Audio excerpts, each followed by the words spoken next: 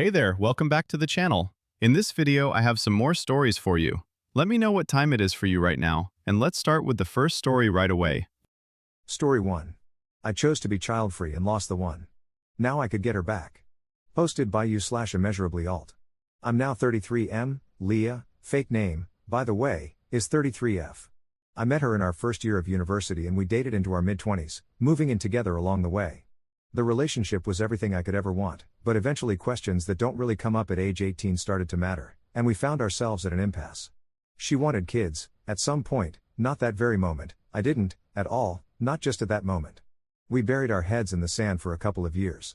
I guess we were just hoping the other would change their mind, until it got clear we wouldn't, and we called it quits. That pretty significant roadblock was basically the only thing holding us back from getting engaged right then and there. So when things ended, I didn't know what to do with myself. I got it, I didn't want to be the reason Leah wouldn't have something she clearly wanted, but it was rough. Over the next year, there were a few times when I was damn close to calling her to say I'd changed my mind, just to get her back.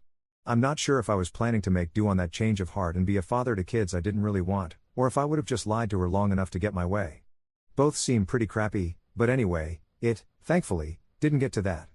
But eventually I moved on, got back out there, and 8 years later I've had a handful of relationships, including a couple I'd say got serious, the latest of which ended around a year ago. I have nothing negative to say about the women I've dated, but it never clicked like it did with Leah, which I guess is why they eventually fizzled out around the 1 year mark.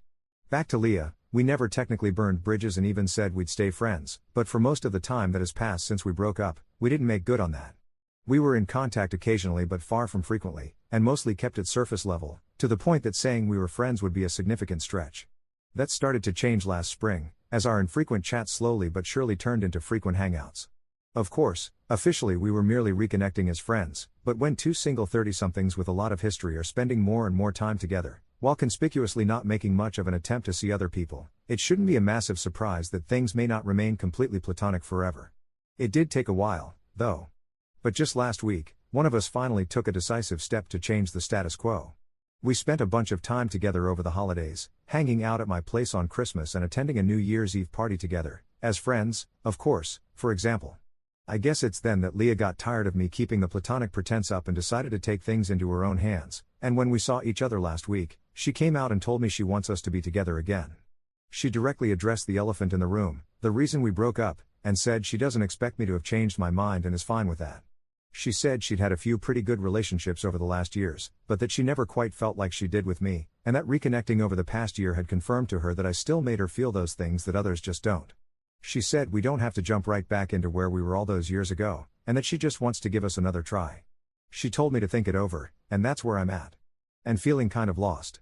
Because yes, in my immeasurable genius, and despite having realized months ago that my feelings for her had in fact returned, because of course they have, I opted to wait until now to give some thought as to what I'd do if she felt the same and brought it up.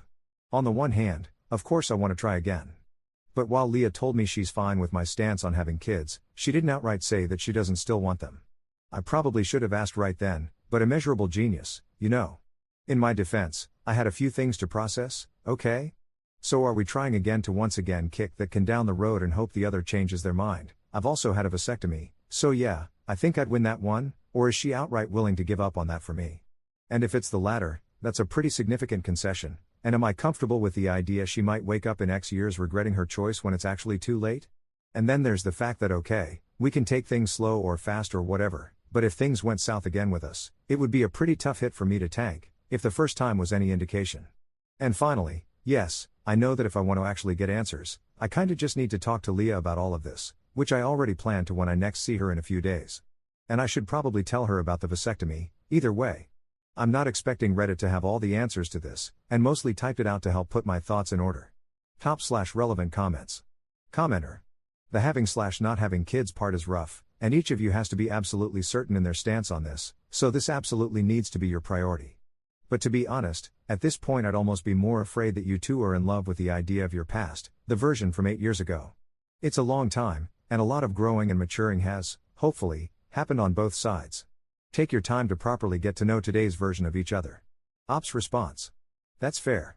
I do think I've seen enough of her in the past year to know that I'm very much into what she's become, some of it familiar and some of it fresh, but it's true that we last were a couple ages ago, and the memory of that relationship definitely contributes to how I feel about her now, perhaps more than it should. But I think she realizes that, which is why she suggested we take it slow and not try to just hit resume. Side funny note on the passage of time, we actually watched most of the final season of Stranger Things together recently, and it was kind of a trip to think about how we started that show when we were a couple. It doesn't feel like those should be two things that belong in the same temporality, but I'm not sure which one my perception is warped on. Commenter 2. I think 2 conversations might help. Why don't you want kids? Is it hereditary traits you don't want to pass down, financial issues, too much responsibility, etc.? What prompted her to change her mind? I always thought I would 100% want kids, but as I've gotten older I've definitely been reconsidering things. So tread carefully, she may have changed her mind, but who's to say it'll stay that way? I think finding out why she doesn't want kids now will help you gauge that. Op's response. So, as for one, what I'll say is that it's quite personal beyond what I'm comfortable sharing with strangers, even under the cover of anonymity. It's not medical or financial, and while I do enjoy the freedom being child-free brings, it's also not the main reason. Last thing I'll say is that Leah does know why. As for 2, I definitely intend to discuss this with her, where she stands exactly, and the why. Commenter 3. It seems like she's just giving in. If I were you, I wouldn't go back to her. This problem will probably come up again at some point. And if you don't care anyway and you do go back to her, I recommend you see a doctor to check that the vasectomy is still working. Op's response. I've done vasectomy checkups before, but just one thing I'll say in case this was the implication, not sure it was. To be clear, if I had any thought she would ever attempt to or hope to baby trap me, I wouldn't be considering this, with or without a working vasectomy. Commenter 4. Bro, I didn't want kids and my girlfriend did. I chose her. I wasn't about to lose the love of my life because I didn't want kids at the time, 20s, and she did. We have been married for 24 years and have 2 boys. I wouldn't change a thing. I have the woman I have loved every single day, and I have 2 terrific boys that are now in college. Sometimes you don't know until it happens. It's not always easy, but when you have someone that you know is 100% there to help pick you up when you fall, it makes things a lot easier. Stop wasting time. You 2 clearly love each other, and if kids happen, kids happen. You have each other, which in 30 to 40 years, you will realize was the best choice you could have made. Op's response.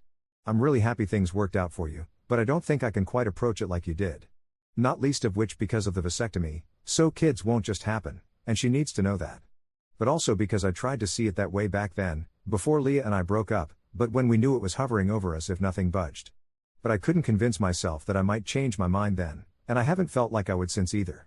And I know people have told me that they felt like that until they had kids, and it changed their point of view, but purely personally, it's not something I felt like I could roll the dice on. Update 4 days later. I'd already invited Leah to come over for dinner on Wednesday prior to sending out the original post, which, as the day came, felt both far too soon and like I couldn't wait much longer. When Leah got to my place, I opted to have the big conversation right out of the gate, realizing it might spoil the evening, but really, I don't think I'd have made for a very pleasant dinner partner with this rather pivotal conversation hanging over our heads. I started with the good stuff, telling Leah how much I loved that she was part of my life again and that I shared every feeling she voiced last time. That I never felt like I did with her, either then or now, with anyone else. But that she'd correctly guessed that my position on having kids hadn't changed, that I had, in fact, had a vasectomy, and that if we were to try again, I would need to know that she's truly okay with this and isn't sacrificing something she might regret. That I'd love to give us another shot, but that she deserves to be happy and fulfilled, and that if I can't be the one to make that happen, the fact she hasn't found the right one yet doesn't mean she won't. Fun fact, telling the woman you love that there might be another guy out there who'd make her happier than you could is not, in fact, fun. Leah replied that she thought I might say something along those lines and that she'd been anything but rash in making that decision. She admitted that she'd always pictured herself having kids at some point, and it's not like she woke up one day and any such desire had just vanished. But that she once thought it'd be something she'd need by age 30 until she found herself past that arbitrary deadline, without kids and yet generally content with her life. That she's got a niece she loves very much, and a nephew on the way, and that she'd been questioning if she truly needed kids of her own before she and I even reconnected, confessing that this evolving outlook was part of why she'd even allowed herself to get close to me again. She conceded that she didn't become opposed to the idea of having kids either, but that at this point, she wouldn't call it a sacrifice, but rather just a choice, one that feels right to her. Now, I'm probably not the most objective person to say this. But I felt that this was a pretty damn convincing sales pitch. I did tell her that, as she'd suggested, taking things slow was most likely the right call, and that it entailed that I would understand if she re-examined that choice and only asked that she'd be open with me about it, but that in light of this, I'd love to take her out on a date at the first opportunity if she would have me. She replied that she'd love that, before poking fun at my framing of us going on a date being a new thing, as though we hadn't spent the past several months seeing each other regularly for one-on-one dinners and other similarly intimate settings, ongoing evenings included. I countered, saying that I hoped by the end of said date she'd notice a marked difference between those times and this next one. Getting the big talk out of the way early thankfully turned out to be the right call, since its outcome was a positive one and we had a lovely time together for the next few hours. Nothing too materially different from our recent hangouts so far, save for a bit of flirting, some gentle touches here and there, and a goodbye hug that lingered longer than usual, but it felt good to just be with Leah without having to pretend that my heart doesn't skip a beat every time she flashes me a smile. So right now I'm planning our first date and kind of sitting on cloud 9. There probably won't be another update anytime soon. I appreciate the feedback I got the first time and will read what people have to say here as well, but I don't think writing a play-by-play of this new relationship would make for the best way to enjoy each step that may come. I will soft commit to an update at some point, but that's contingent on 1, me remembering to do that, 2, having stuff to share that I actually want to type out and put in the wild, and 3, I'll most likely show these to Leah eventually, and whether you guys ever hear from me again will also be up to her. Top/relevant comments. Commenter. From the other side I'll tell you this. My husband and I had been together 8 years before we got married. We were happily child-free. Then, in the year before we married, I got the urge for kids. It was intense, and I decided I couldn't imagine a life without them anymore. I sat my, now, husband down to discuss it. I was open about the fact I knew it could mean the end of our relationship, and I was ready to accept that. He decided he was okay with us having kids. It took us years to conceive, and we have a perfect little boy now. He's 8 months old, and he's just the world to us both.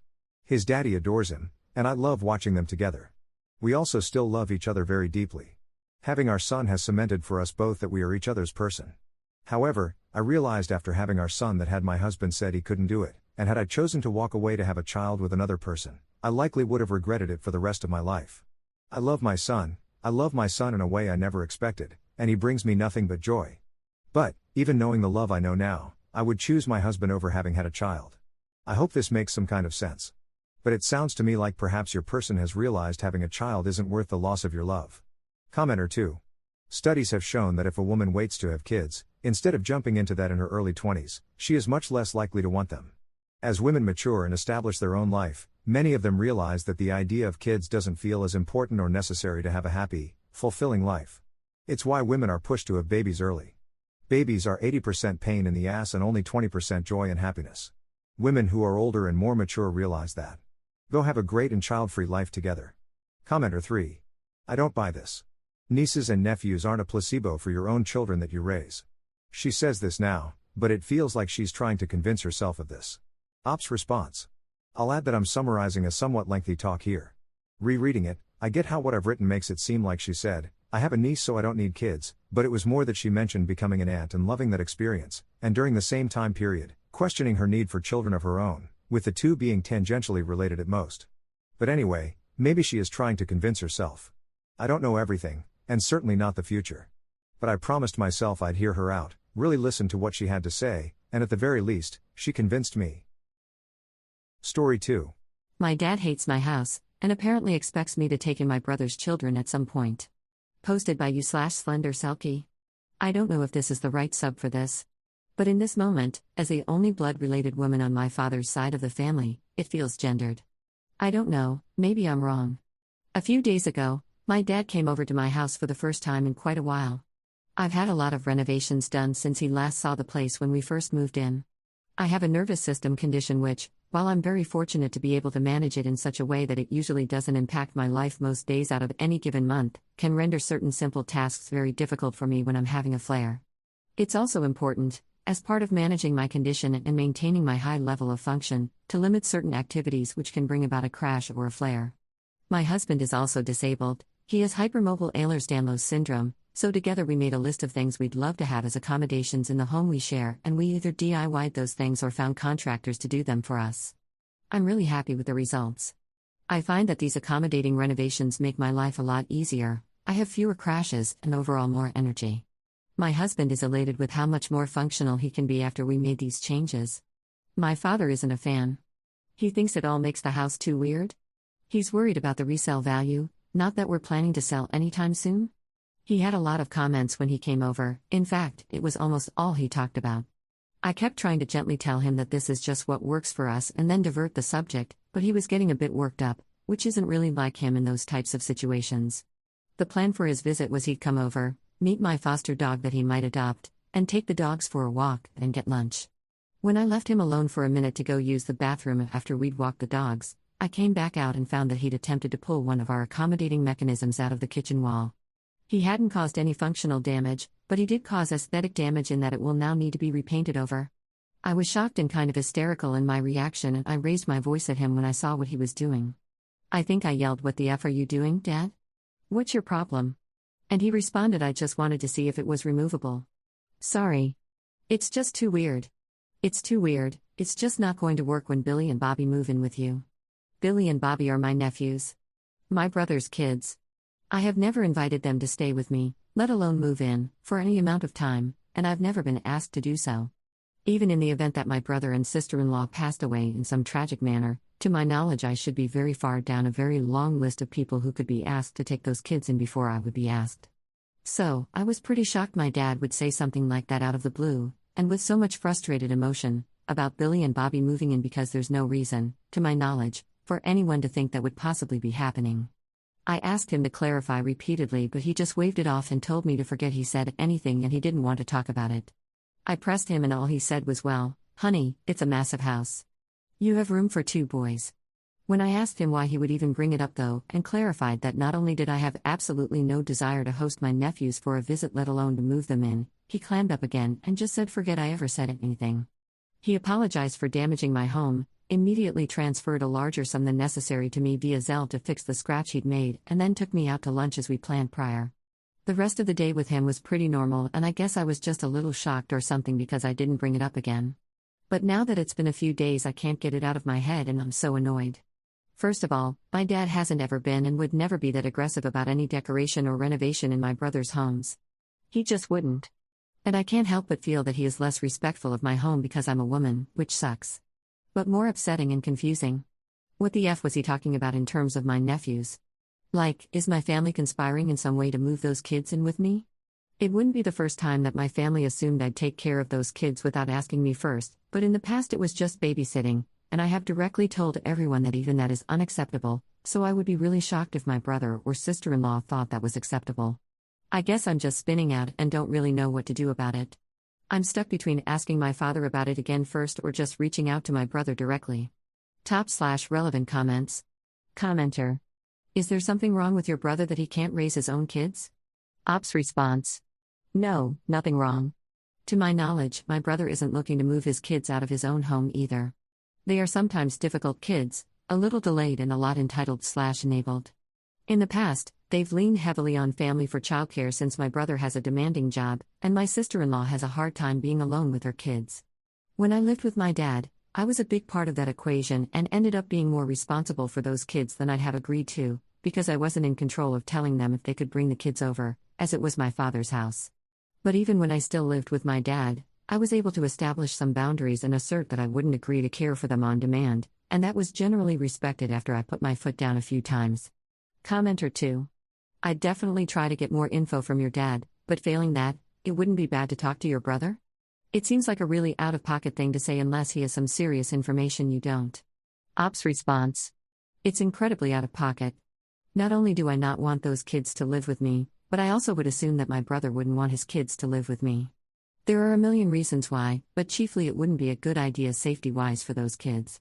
I've been dealing with a stalker for years who has already threatened me that she would harm my nephews, at which point I distanced myself from Billy and Bobby, stopped picking them up from school, etc., and the threats directed at them stopped.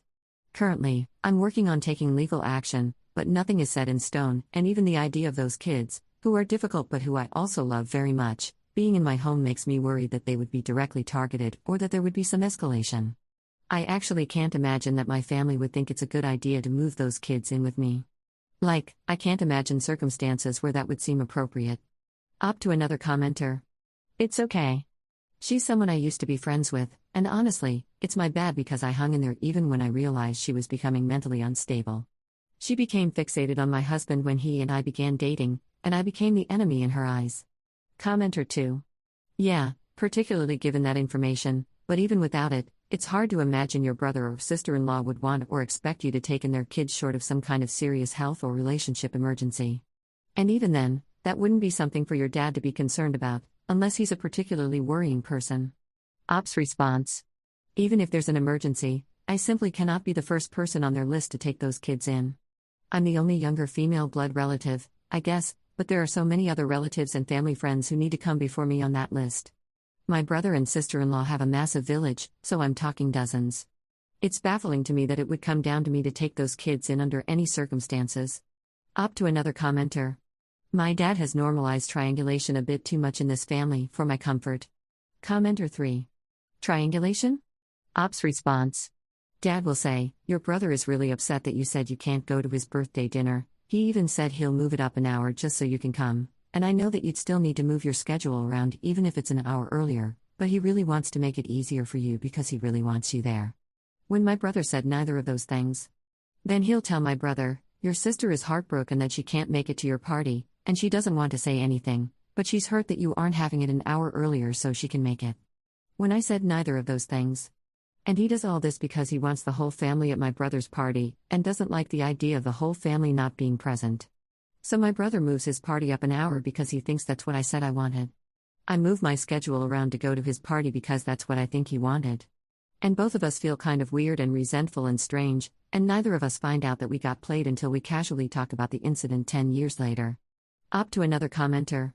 He's in his 70s, but he's still sharp enough to be working.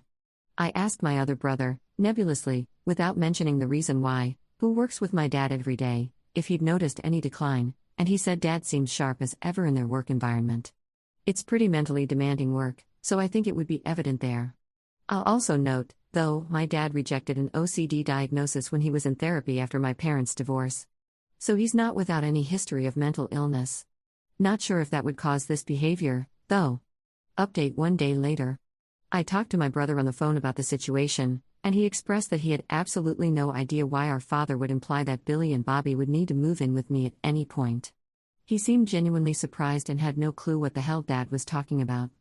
He claims to have absolutely never expressed anything like that to our dad. I believe him. I asked him if there was any possible reason at all that Dad would think that I'd need to take in my nephews. Like, is there some problem Dad thinks he is pre-solving without consulting either of us? Is there an illness or impending divorce or anything I don't know about? My brother assured me that there's nothing like that going on and that, as I assumed, I, of course, wouldn't even be near the top of the list of permanent caregivers even if something was going on. He knows I run 2 businesses out of my house and also just am not up for taking his kids in unless I'm the absolute last safe resort. Both of us are in agreement, as is our other oldest brother, that Dad generally doesn't seem to have any other signs that we've noticed of declining cognitive function, like at all. But since this was such a strange outburst, we're still concerned that this is just the earliest sign. My brother, Billy and Bobby's dad, is going to talk to our dad about it ASAP and see what he says or what explanation he can give. Then we'll go from there. The issue that we're both aware of is that my dad, while a loving father and good man to many, is a bit of a liar and a lot of a manipulator. He has a lot of signs of OCD and gets fixated on things, then tries to manipulate to get his way with his fixation. He means well, but he has been known to be full of crap and have his own strange agendas that don't have much to do with anyone else's wants or needs. So unfortunately, my brother and my brother has volunteered to go first Lowell, are going to have to confront him by essentially saying, Dad, it's really important that you're honest about whether you are confused or intentionally lying, triangulating, manipulating, because that's the difference between us freaking out about your health versus us just understanding that sometimes you lie to push your agenda, but your brain is fine. Thank you to everyone who gave me feedback here.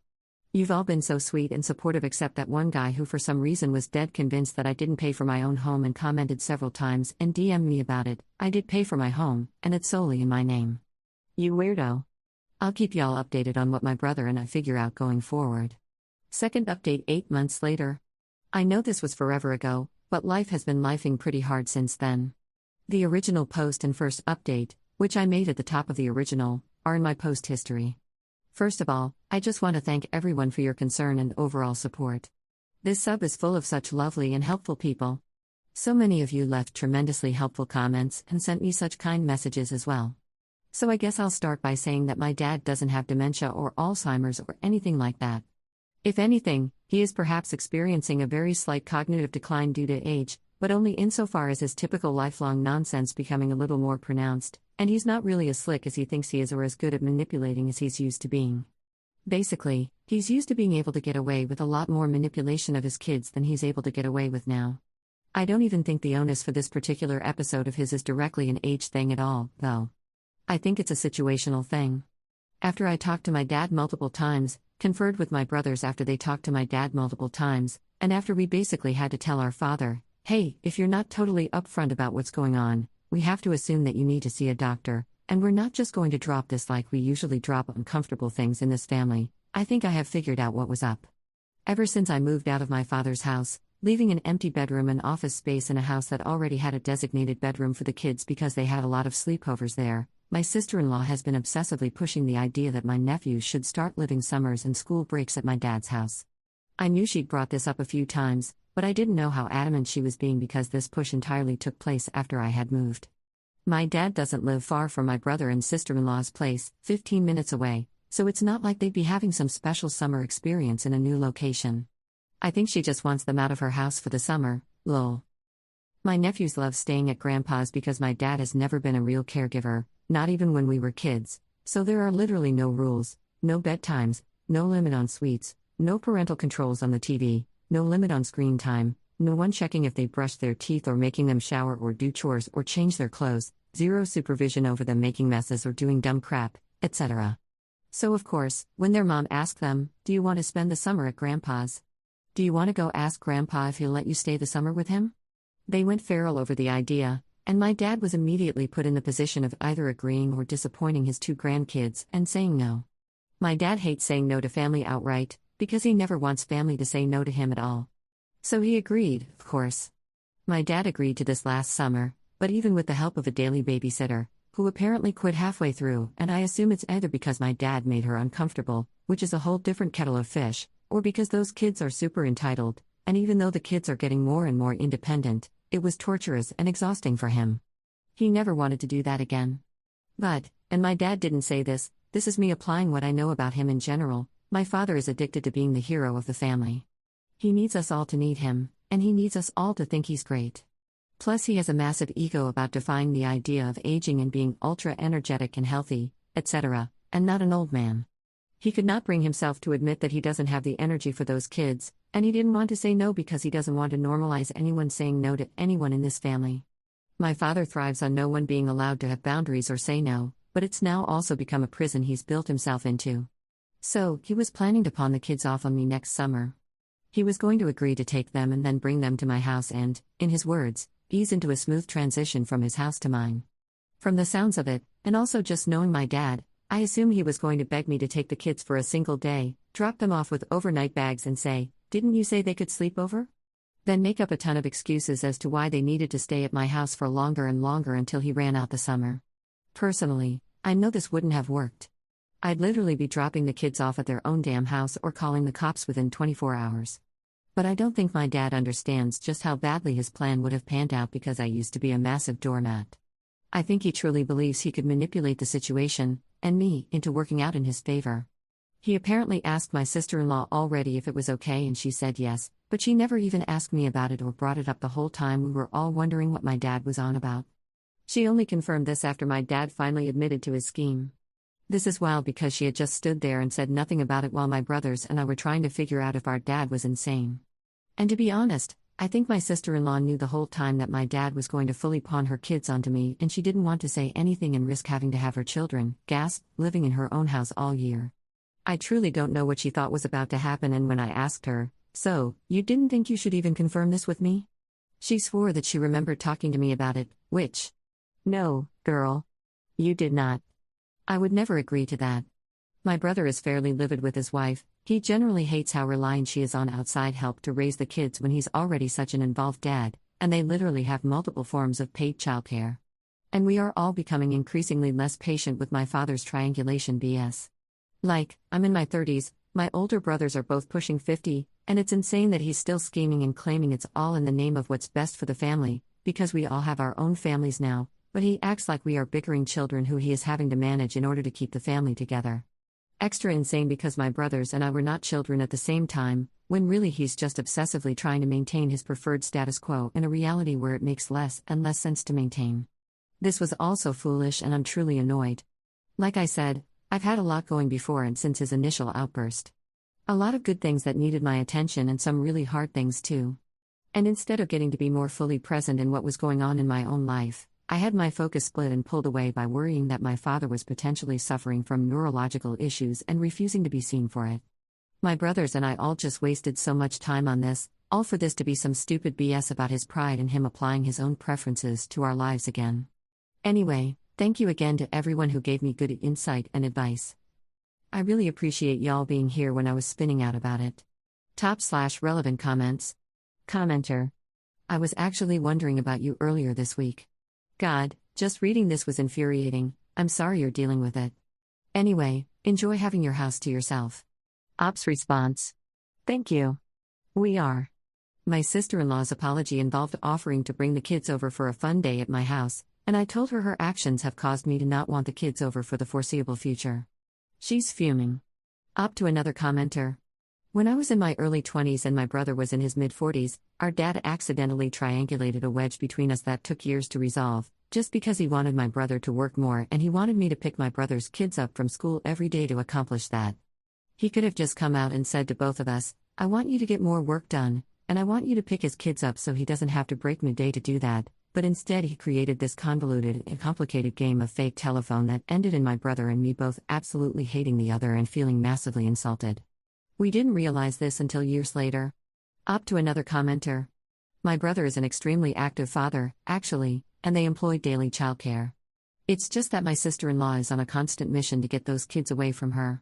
She acts like spending one whopping whole week with her kids, still with their childcare, mind you, without being able to drop them off with someone else will literally kill her. I understand my brother's frustration because every time he turns around, his wife has made another plan to shuttle their kids off and away from them for as long as possible. If there's a snow forecast, she will purposefully rush them over to families' houses so they can get snowed in there. During COVID, she desperately tried to get them quarantined with her parents in another state, like when there was talk of a lockdown. She was rushing, driving all day and overnight to get them there and get back home so that they'd be stuck with her mom and dad during the lockdown. She flat out refuses to be alone with her children and is constantly angling to send them elsewhere, away from her. Commenter 2. Wow, your sister-in-law sucks. A couple weeks in the summer is one thing, but the whole summer with no structure, grandpa is just setting herself up for failure as a parent. Kids need structure and healthy food to have the best chances at growing up to their full potential. Ops response. Yeah, it's never been my place, obviously, but I have always been astonished by how much she pushes for her kids to stay with my dad because he has essentially systematically instilled his own disordered eating. My dad is a severely obese junk food addict and binger, onto my nephews. They were flagged as being extremely overweight at 9, despite being fairly active kids, and it's only gotten worse since. They sneak and hide food, they run up their lunch debt at school. It's not a financial issue for my brother or sister-in-law, but it's just that the kids are buying loads of snacks, and they binge until they get sick. I don't know what the hell she's thinking by prioritizing having her kids out of her house over having them home and trying to turn their relationship with food around. My brother and I both had struggles with serious restrictive eating disorders because of how warped of a relationship with food our dad gave us. My brother still, at almost 50, struggles with relapsing into bulimia.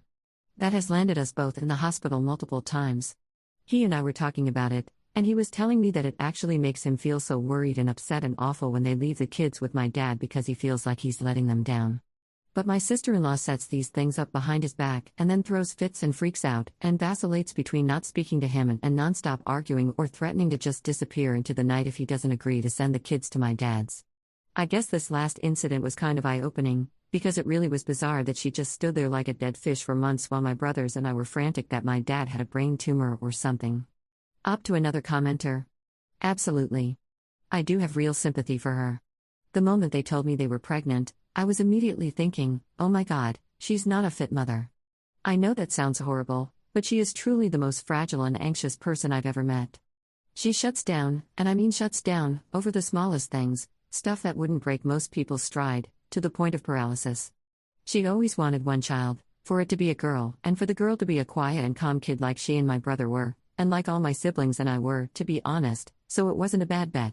Instead, she got pregnant with twin boys who ended up having severe hyperactivity and focus problems. This was the worst-case scenario for her. I really wish they'd just done in vitro fertilization so she could have had her one girl. I don't think she'd be so frantic to pawn a daughter off all the time.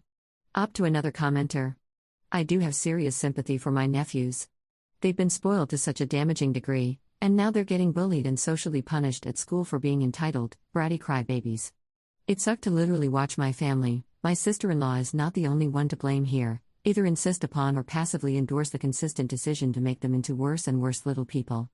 My dad is so astonished at how horrible their behavior is, and he keeps exclaiming about it coming out of nowhere when I feel like I've been watching a slow-motion train crash for years. Story 3. My mom wants nothing to do with me because I picked my dad during the divorce. Posted by u/tame_armadillo5607. I know it sounds bad, I have a lot of regrets, but everything was really hard after my 19F parents got divorced when I was 13. I had a happy childhood before then, and was closest with my mom. The divorce was harder on me than my older sister Penny, 21F, who kind of took it in stride. My mom moved out and into an apartment, and was just generally incredibly depressed. She drank a lot, and it was just a mess. We were 50-50, but the schedule they came up with was annoying because I'd have to switch houses like every 2 to 3 days, and I went to a private school, so I had uniforms, and I was always getting in trouble for leaving them at the other house or not having things. Then Mom moved 45 minutes away from my school. They gave my sister a car so that she would drive me to school, but I played sports and she didn't want to hang around for me after school. So I was always waiting around and would sometimes just end up at my dad's anyways. So I asked if I could stay with Dad on weekdays and Mom on weekends. My dad didn't want to only have me for school days, so I was with him one weekend and her the other 3. I thought it was awesome, but I could tell my mom seemed less, I don't know, fond of me. My sister was supposed to drive me, but again with sports, some weekends I'd call my mom to pick me up and she wouldn't be able to, and I was spending less time over there. I know she and Penny got much closer. Penny only came over to my dad's every other weekend by then, too. We got into a massive fight when I was a sophomore because I had a big, semifinals for state and I was on varsity game and she didn't go because she was taking Penny prom dress shopping. I was dating a junior and going too, so I asked if we could all go another day, and she told me to ask my dad to take me. She had gotten me into sports and always went to my games, and I played horrible because I was so anxious about whether or not she'd come. She didn't. I felt like she'd forgotten about me and moved on, so I stopped going over to her house. We'd call and see each other on holidays and stuff, but I was hurt and she never apologized.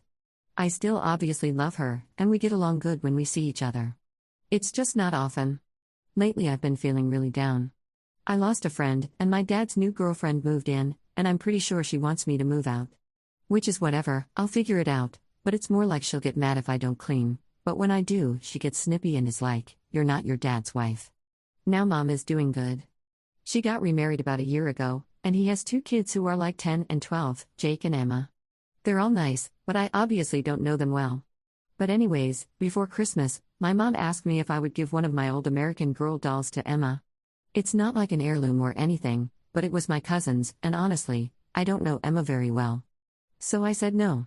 It's not like they don't have money, and they still sell the dolls. I wasn't mean or anything, I just said I didn't want to. But I kept asking her about Christmas and when to be where, and she never really told me. I normally spend Christmas Eve with her, and she never told me what was going on. I texted her that day and asked when I could give her her gift, and she said she'd reach back out after the holidays. That hurt in a way I can't explain because she never, wouldn't take my calls or see me before.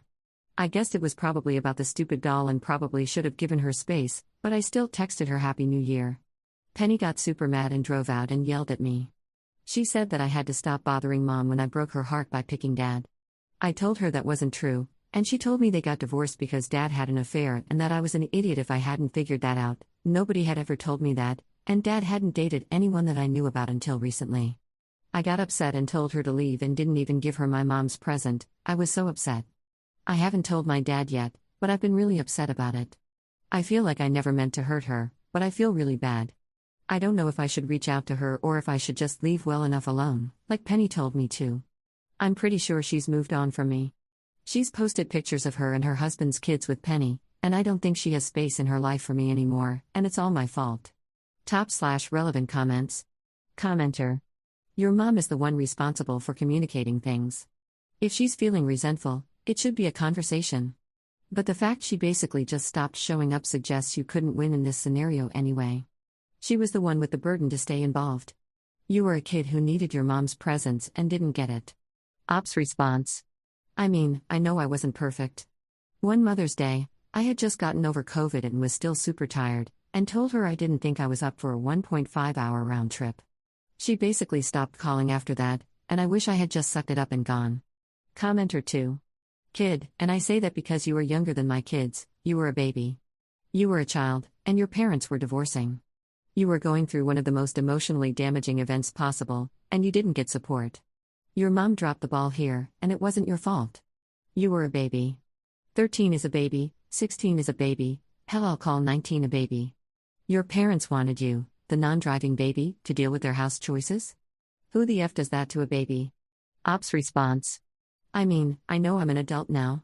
My mom used to get fake mad when I'd say I was whatever age, and say that I'd always be her baby, but I know that's not true, ha ha ha. And my therapist says I need to start seeing things from other people's point of view now that I'm older. Commenter 3. Han, I don't think your therapist means for you to do what you're doing, which is taking responsibility for the actions of the adults around you.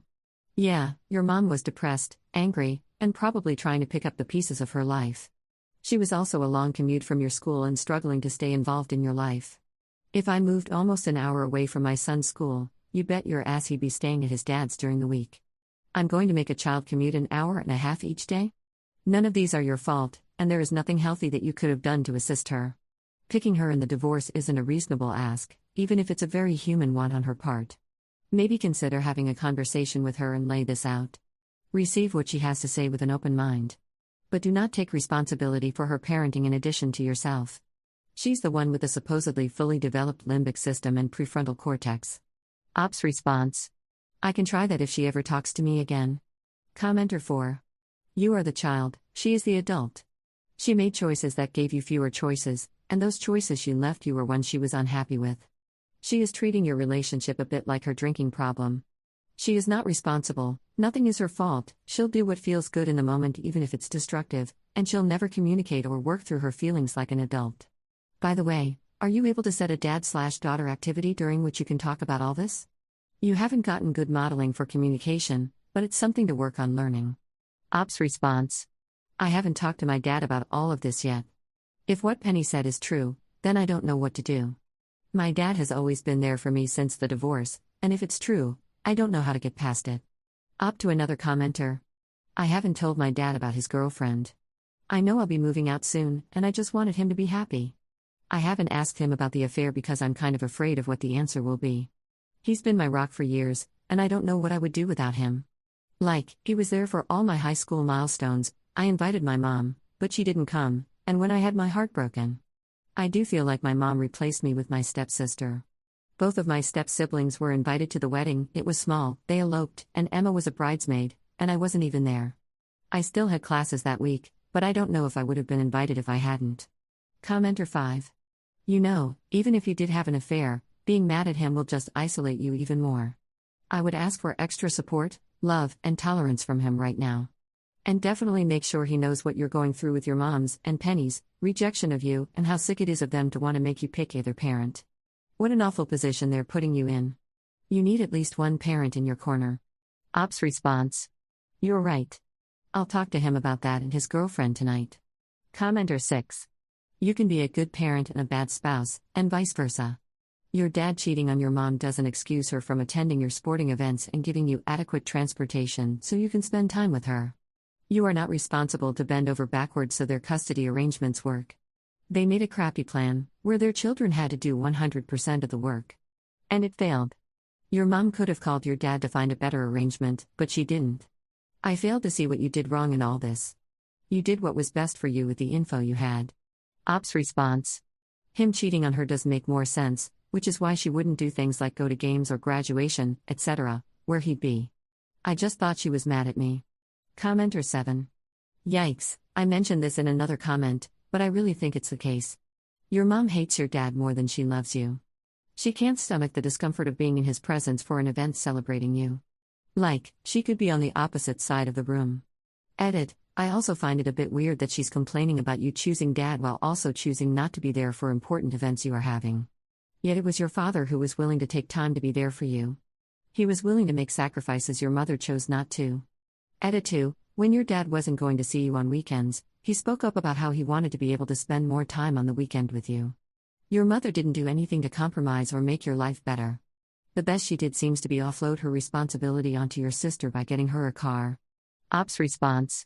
Penny said she wasn't there for certain things because it was too painful to be around my father. Commenter 7. Yeah, she couldn't get over her personal discomfort to support her own daughter. It's not your responsibility to manage your mother's comfort. It's her responsibility to be there for you. She is acting selfish as F. According to her actions, her comfort is more important than you are. She couldn't be happy for you as long as your father exists. That's really effed up. Edit. Your mother is angry at your father for betraying her trust. Your mother has turned her back on you. She's doing to you a similar thing your father did to her in cheating, betraying the trust you put in them. Commenter 8. Why wasn't your sister reprimanded for not picking you up? Neither parent said anything? Look. I get it. Your mom failed you. But in my eyes, so did your dad. There is a lot of blame that he carries. Why didn't he make your sister wait for you? Or go back for you? Just like your mom. I can give you my family as an example. My mother was married to a man that was physically abusive, and he also cheated on her. When they got a divorce, we moved a county over. When it was my brother's time for custody with his father, sometimes my mom would drop him off to him. She went out of her way to ensure that my brother had a connection with his father. She knew how important that relationship was, and because she wanted what was best for my brother, she sacrificed and put him first. My mother's commitment was to her child and ensuring that she helped to cultivate that relationship because she knew how important dads are for kids. Your dad would pick you up from school, cause your designated driver, your sister, would leave you. And instead of taking you to your mom's, as it was her time with you, he took you back to his house. You genuinely don't see how he could have helped get your relationship back on track with your mom? No intervention? No trying to bridge the gap? We all agree that your mom sucks, but your dad is also an adult and could have done more to protect his daughter. He knew you needed your mommy. You are the victim here. Everyone owes you an apology. Sister included. Ops response. Yes, my dad stopped paying for her gas after she kept doing it, and my mom just started paying for the gas. She was already paying insurance. And Penny stopped coming to dad's, and my mom obviously didn't punish her at her house. I disagree about my dad. I don't think I would want to drop everything and drive for an hour and a half just because my older daughter didn't want to wait around, and my ex didn't feel like making the same trip. Then again, I would never make my kid be around a physically abusive person, even if they were their parent. My dad would offer to meet her halfway, but she never wanted to see him, and I don't think it's fair that he had to do all of that just so that she could see me when she could have driven, too. She's the one who decided to move so far away. Plus, it's not like she or Penny are doing anything to help fix that relationship, so I don't know why it has to all be on me and my dad. Like, all my friends' moms would die to hang out with their kid more, and that hurts. They'd drive hours, and my mom wouldn't drive an hour and a half. I don't know how that's on my dad. Update 2 weeks later. I talked to my parents. It wasn't fun. I confronted my dad about what my sister told me, and he admitted it was true. It was hard for me to hear because I had a boyfriend cheat on me a few months back, and my dad had been there for me. I also told him about what his girlfriend had been saying. He was upset about it and said he'd take care of it and talk to her. It seems like she's been nicer, but I don't know. I don't really trust her. My dad and I are okay, though. I'm still upset about what he did, but he could still be a good dad and not a good husband? It's kind of complicated. Like maybe his girlfriend deserves to be with him. That's mean. Unfortunately, stuff with my mom has been bad. We used to always go to the ballet at Christmas, it was our thing together. But a few years ago after the divorce, she said she didn't want to that year and just never asked me to go again. I asked a few times, but she always said she couldn't do it. But last week she made a post with her, Penny, and Emma, her stepdaughter that she wanted me to give the doll to. And obviously they were at the ballet. When I saw Penny the next day, I feel like she wanted me to ask about it, but I didn't. She asked me if I wanted to go in on Mom's birthday present, it's in a few weeks. I asked if I was going to be invited to her party or dinner, and she said that shouldn't matter, so I told her I'm not getting Mom anything for stuff I'm not invited to. I got her a Christmas present, and she didn't invite me over. I had gotten her a wedding present, and I wasn't invited. Penny told me they didn't want to invite me to the wedding because Mom didn't want me reporting anything back to my dad, so she could enjoy the wedding. She eloped in the Caribbean. That made me really upset, so I called my mom later and asked if it was true. She was annoyed, I could tell, and told me she'd meet me to talk, but I had to promise I'd listen. So I drove all the way out to talk to her, and she was going on about boundaries and how if I wanted her in my life, I had to respect them. And her boundaries are like I'd need to give her 3 days notice before seeing her and not ask the day of or before. And I'd have to invite Emma to anything we did and put effort into being a big sister to her, and I was so over it. I asked her again if the wedding thing was true, and she said that she just wanted to enjoy her wedding after everything. I never have ever gossiped with my parents about the other. Even when I knew they wanted to, I never did. And even if I did, my own mom cared more about her ex finding out about her wedding than having me there. I kind of lost it at that. I know it was wrong, but I couldn't help it. I've just been keeping things inside for so long and trying to get her to love me again, and it's pointless. She doesn't want me around, and I don't want to be around anyone that doesn't want me there. So I told her that, and I told her that I had no idea that Dad had an affair until Penny told me, but at this point I didn't blame him. She could have fun with my replacement, but it won't ever be the same because she's not her mom. She had a mom, and it's not her, and she'll always pick her mom over her. My friends' moms go out of their way to see their daughters, and I have to beg mine for scraps.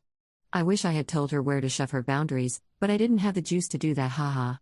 But I did tell her to forget that she ever had me and left. She called me a bunch, but I googled it, and since I'm 19, I'm allowed to block her number. So Penny and her husband have been calling and texting me, so I told them she needs to respect my boundaries. I think I'll be okay, but it's been hard. I have a therapist who helps me sometimes, but I think cutting my mom out will be good long term. I don't want to end up like her, and if Penny wants to cut me off for that, that's fine. My friends and I decided to get an apartment starting this summer. I think it'll be good for everyone. My dad was sad when I told him, but I need to start my life. Like I know it's kinda BS because he'll be paying my rent, but we promised we'd get dinner at least twice a week. I know he did something bad, but I kinda meant what I said about not blaming him. And at least he's always been there for me, unlike her. /relevant comments. Commenter. I think your mom misdirected a lot of anger and resentment onto you that she never should have. To me, it sounds like she desperately needed some therapy. She kind of made her own bed when she shut you out of Christmas and her wedding. And it seems a lot of the things she did, prom dress shopping, not going to your semifinal, moving 45 minutes away, in the early years after the divorce were spiteful things aimed at you when she was mad at your dad. How were you supposed to know he cheated? I think if your dad's girlfriend is now at least respectful and not weirdly snippy with you, that's pretty good. Let him know if that changes, though. I think he does really love and care about you. I hope you enjoy and learn a lot of stuff getting into the independent life, sharing an apartment with your friends. It will be exciting to figure out where you want to go from here. Ops response. Honestly, at this point, I'm glad I didn't know he cheated. It definitely would have affected how I treated him. But at this point, I don't care, and like I said, I don't blame him for it. I would hate being married to my mom. Downloaded commenter 2. I don't think you should have totally cut off communication with your mother. Perhaps what you told her in your fury might have gotten to her. If you had heard her out, then you could have made the decision whether to go no contact or not. Ops response. I did listen to her. She wants me to put in all the effort, treat her with kid gloves, understand her feelings and emotions, and take care of her, while I am apparently just a piece of crap daughter who does not deserve to see my own mom whenever I want to. I don't accept that. It's her fault. She's dead to me. Commenter 3. What happened between your parents is between them and should not impact your relationship with your dad. He has proved time and again that he is a good parent. Your mother has proved time and again that she is a crap mom. Ice her out and match her energy, which is to treat you like you don't exist. I cannot believe she did not invite you to her wedding. That is ridiculous. Ops response. It was so hurtful. I knew they went on vacations without me and had gotten over that, but when I saw the pictures and realized they got married, I cried for like 2 days straight. I couldn't believe she had some girl who has a mom of her own there and not me. She definitely won't be invited to my wedding and will never meet my children when I have them. I don't care if she gets sick and asks to see me, she'll never see or talk to me again for the rest of her life. It's her own fault, and I can't feel bad about it. Up to another commenter. Well, she betrayed me, so I don't care what my dad did to her. I hope her new husband cheats on her, and everyone else she's ever with does too. Commenter 4. Your mom sounds very immature. Your dad sounds like he ruined the marriage, and it's fine for your mom to resent him, and it's fine for her to feel like you should be understanding of the situation as much as a child can be. However, resenting you and treating you poorly without understanding what this is like for you is BS, and she should talk to a therapist about it, possibly with you. Ops response. No, my views on all of this have changed drastically. I mentioned in my post that I've been cheated on. I'm sure it's different when you're married with kids, but it didn't make me completely fall apart, and it sure as hell didn't make me neglect my dog, so my mom is pathetic for letting it destroy our relationship. She's just a coward who wants to be coddled. She needs to grow up and stop calling and trying to apologize to me, and understand that I've given her enough chances over the years to step up or even try. If she wants to replace me with some kid she met a few years ago that all of her family thinks is bratty and annoying, she can be my guest. Because I've shut that door, and none of her groveling or guilting are going to work on me this time. Maybe in a few years I'll change my mind and let her try to be back in my life, but the realization that all of this was over cheating has put it in perspective for me. She simply chose herself and her feelings over her job of being a mom. I'm not wasting my time doing therapy with her when there's nothing wrong with me. I have a therapist I see occasionally when I need it. She's welcome to get her own, but I don't care anymore. Editor's note. Op's last post was made on January 16, 2026, and she has since deleted her account. Story 4. My boyfriend secretly trolls women online, and it gave me the biggest ick. Posted by you/throwaway dis2. New account because I don't use Reddit and this is my first time posting. I, 25F, have been with my boyfriend, 26M, for 3 years and we live together. Overall, he's always been sweet, funny, and kind. We argue sometimes, but nothing serious. He always told me he doesn't really use social media, just Snapchat. Or so I thought. Last night we were smoking and hanging out, and then he went to the gas station. While he was gone, I kept hearing a weird vibration/dinging noise. Eventually, I realized it was coming from under our dresser. I pulled out an iPad I had never seen before. It was covered in stickers from his video games, and the wallpaper was a picture of our dog, so it was clearly his. I had no idea he even owned an iPad. Once I got in, I saw non-stop notifications from Facebook, Instagram, Twitter, Reddit, YouTube. Literally everything. All the accounts were anonymous/spam looking, but they were all tied to his email. I started opening the notifications, and I was honestly disgusted. He was commenting on women's bodies, saying they needed more makeup, body shaming them, leaving hateful comments on YouTube, and trolling people on Reddit with fake cringe stories. On Twitter and Instagram, he was constantly insulting people for no reason. But nothing prepared me for what I found next. I like to game and live stream with my friends a few times a week just for fun. For the past year, there has been this one account that always joins our stream and says the most racist and vile things, telling us we need more makeup, should dress sexier, insulting our looks, and sending us awful messages about how nobody would want to watch us looking like that. It got so bad that when we blocked the account, they would just make new ones. We eventually stopped streaming 6 months ago because of it. I almost filed a police report at one point. I realized last night it was my boyfriend. He has been trolling me and my friends the entire time. This wasn't just popping in and leaving, he would stay the entire live stream, saying horrible personal things about us. I genuinely don't understand why someone would do this to their girlfriend. I thought our relationship was good. I haven't told him yet. I've been at my friend's house all day because I can't even look at him without feeling sick. Am I overreacting if I break up with him over this? My friend thinks filing a restraining order is over the top and can ruin his career?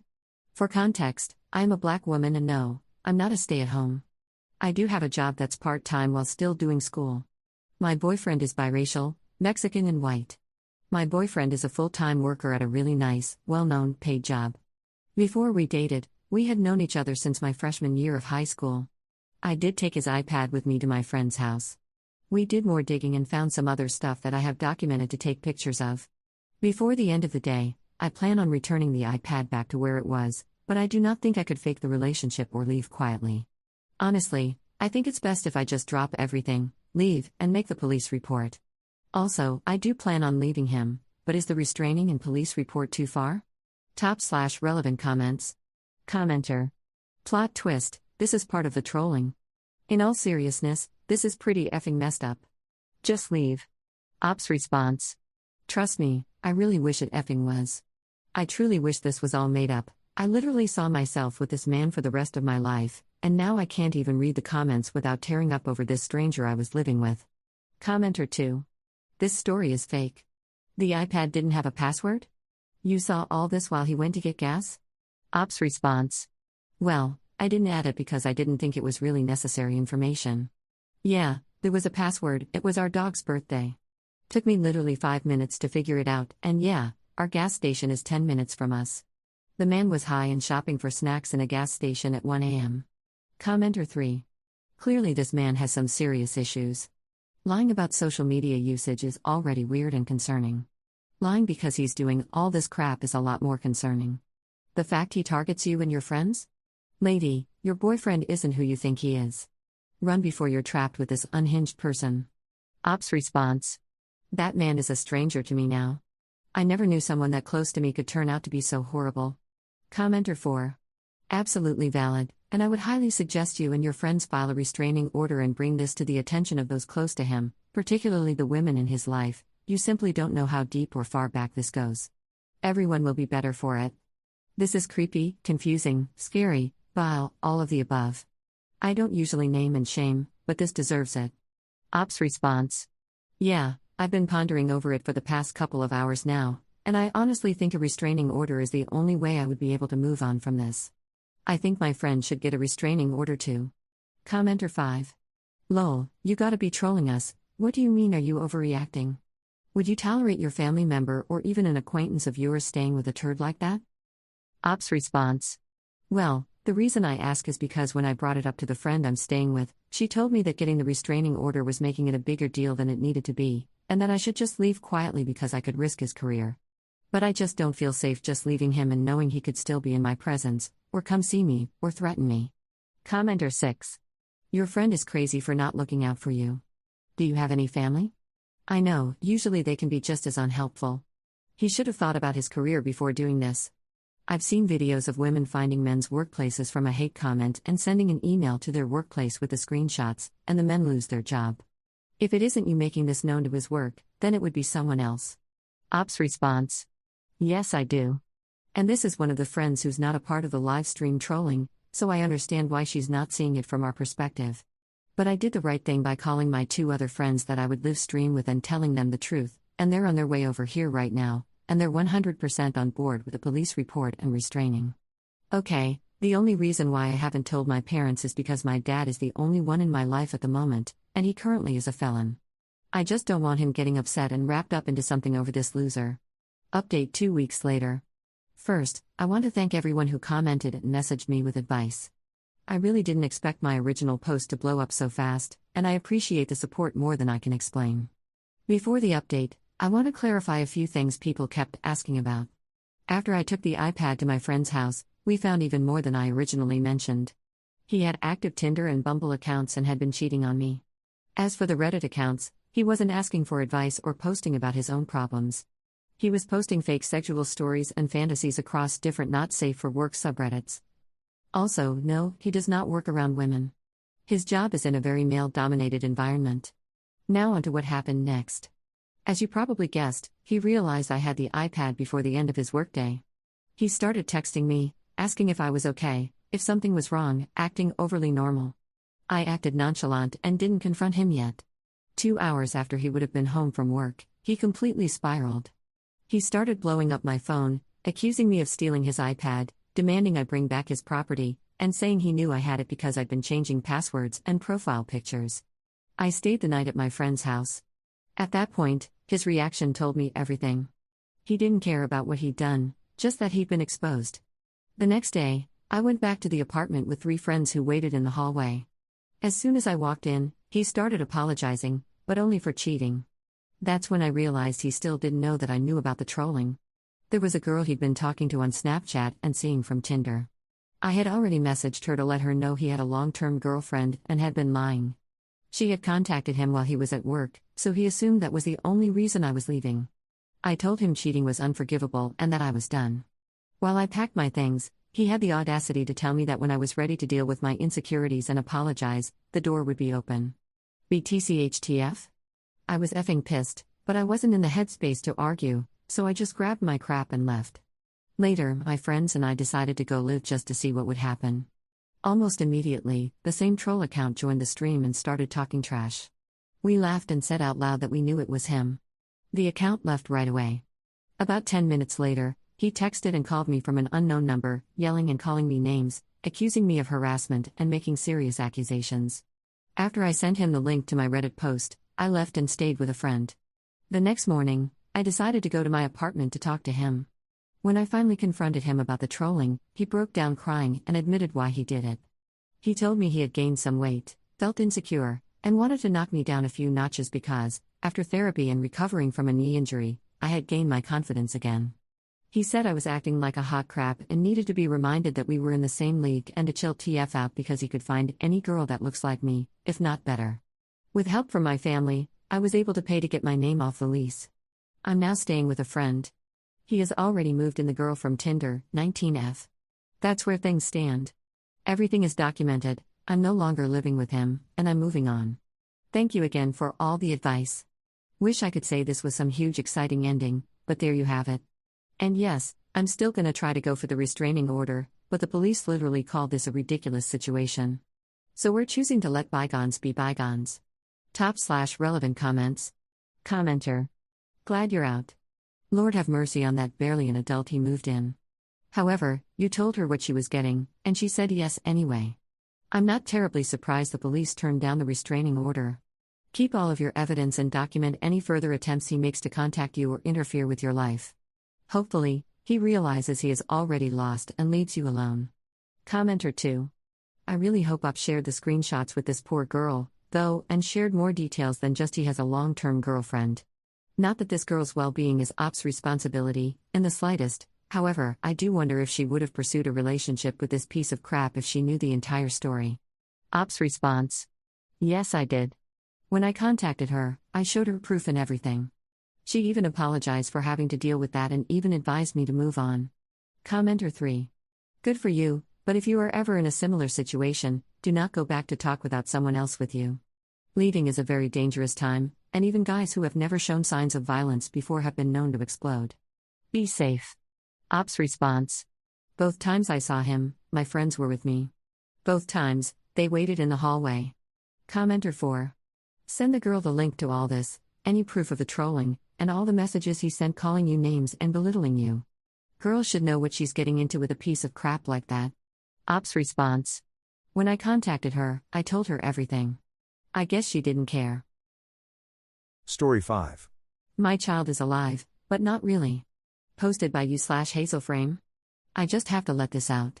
I have a good friend whose baby really did pass away, so I can't say crap. My son is 14. He's nonverbal, in diapers, needs help with all basic care. He's the sweetest, he's happy, he giggles and hums all the time, but that's it. And I thought I grieved, but now that he's this age, I can't stop crying. I was big into sports. There are no sports. There are no camps he can go to because of diapers. Yes, we've tried it all. We've accepted this as our lot in life. We're fine with that. There's no homecoming, there are no boyfriends or girlfriends, there's no prom, there's no teaching him how to drive or grounding him for sneaking out. There's nothing. It's like he died in 2009. And I just have the shell. I got to get pregnant once. I got to have one child. And that's it. I'm close to 40 and I got one chance. I was fine ages 2 to now.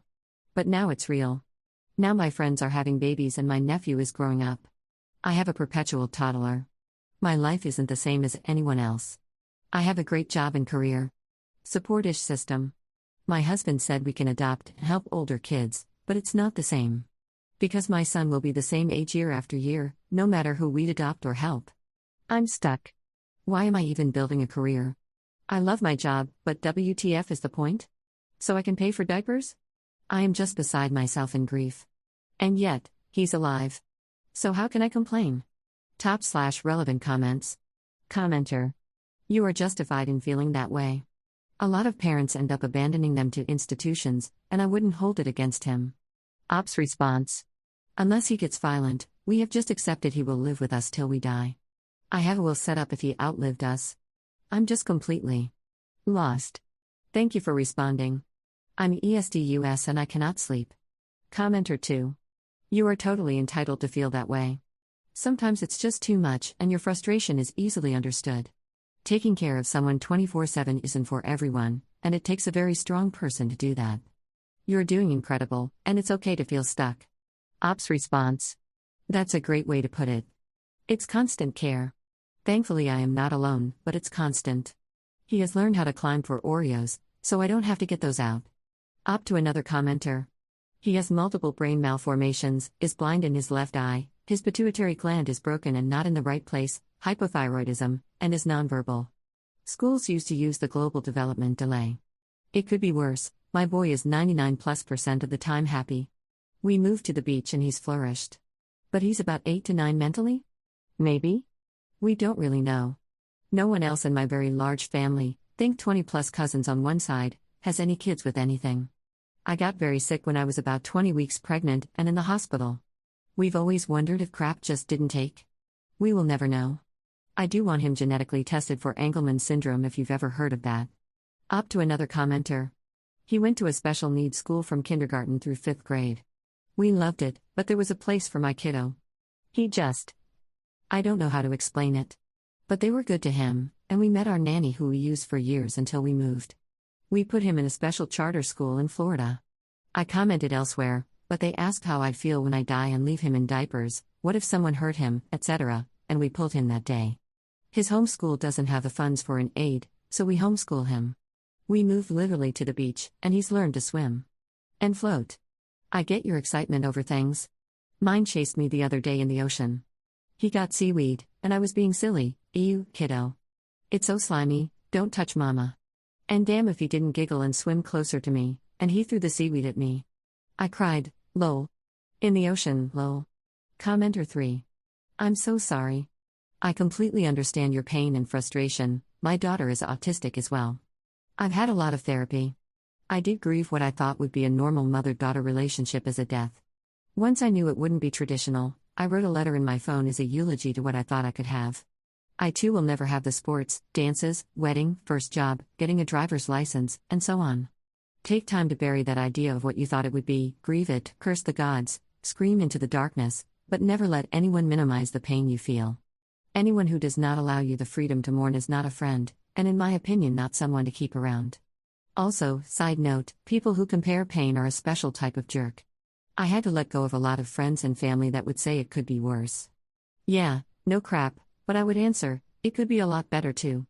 I slowly let go of people who refuse to see my pain and constantly minimize it. Hang in there. From one mama to another, I see you, I hear you, your pain is valid. I hope you find some comfort knowing you're not alone in your thoughts of grief, as it is common in our world. Ops response. You have no idea how much your comment means to me. Thank you. Update 2 years 4 months later. I posted in September 2024 about my 14-year son being alive, but not really. That post helped so much, and I truly think the comments got me through that time. After I got my medication adjusted, I've been promoted at work, and we've moved to a place with much more room. When he turned 16 in April 2025, I had a breakdown. Full-on sobbing breakdown. The reality of the age was hitting me. We weren't teaching him to drive like his cousins are doing, we aren't going to prom. All those fears I had years ago were now coming true. We weren't looking at colleges. Thankfully my best friend flew in to see me. I got through it. However, it's been heavy again. I don't know if it's because I'm prepping for 18. He's alive, but not really. He's still nonverbal, he's still in diapers. He's become more independent in things and can fix his own cereal, but he will sit in his room humming until we go get him. It's a complete mind F. You have a teenager with hair growth in places, and he's in diapers. I feel like a fake mom, or at least a terrible one. I try to do things with him, but I don't know if he cares or likes it. He started getting seizures, our life has completely changed. We're terrified of triggering one. Any trips we did take, gone. Any long outings? Gone. It's all gone. We attempted our own cure, if you will. Since my husband can stay at home, we stopped everything and our boy sleeps when he needs and wants. Sometimes he's nocturnal. Which means my husband is nocturnal. Which means I'll go for most of a day for an entire week not seeing them for more than an hour or so, between my work and my own sleep. I just don't understand. I overcompensate with my nephews. Buying whatever because why do it? I do get my son stuff but it's not the same, for mine. He doesn't care about Disney or the newest shoes. It's been 2.5 years, and I feel like even more of a effing sham of a mother than I did then. /relevant comments. Commenter. I'm in a very similar situation with my daughter. She's 25 this year, also nonverbal, can't really do anything for herself. She has good days and bad days, my wife and I work it out. I get what you mean about buying him stuff. Our daughter has a ton of stuff we bought that she never touches, but by God does the lass enjoy ripping open wrapping paper. A couple of years ago, we were using a support service who sent carers around for maybe 6 hours a week. We found one carer who's amazing with her. Ended up hiring her privately for 2 days a week, 3 hours at a time. Most people might not get it, but those 6 hours are great for everyone. She's happy to have a friend to go out and do stuff with, and we get a few hours of respite. It really does make a difference, and it's not a failing on you. Finding someone they can spend time with has made everyone happier. She will probably move on sometime, but we will enjoy it while it lasts. You're a human being. Cut yourself some slack. Ops response. We talked about this. We had a nanny/sitter whom we loved before we moved. We're thinking about finding someone who would take him out and just hang out with him for a few hours a few times a week. We'd pay for any and all expenses, plus hourly. I think it'd be good for us. Thank you. He does love ripping open wrapping paper, lol, not the gift, but I will wrap anything and everything. Commenter 2. Where do you live? In California, a person who is disabled from childhood gets extremely good services, usually for free. Our disabled family member, who had the mental age of about 1 year and couldn't talk, had free housing in a nice house with about 6 clients, with round-the-clock assistance from qualified assistants who prepared meals, did the laundry, free medical services, transportation, everything free of charge. There is no wait list, and the state is required to find real arrangements within 6 months. That's California, and other states vary, but you should start looking for help in your state. Ops response. Oh hun lol, Florida. I appreciate all your info, but I'm the admin lady here, lol. He's been on SSI, Medicaid, therapies, Unique Abilities Scholarship here, $9,500-ish a year. I make sure he has everything. I do make good money, so we are barred from a lot here. My husband is from here, and we are now living in a family home, so now I can save. Up to another commenter.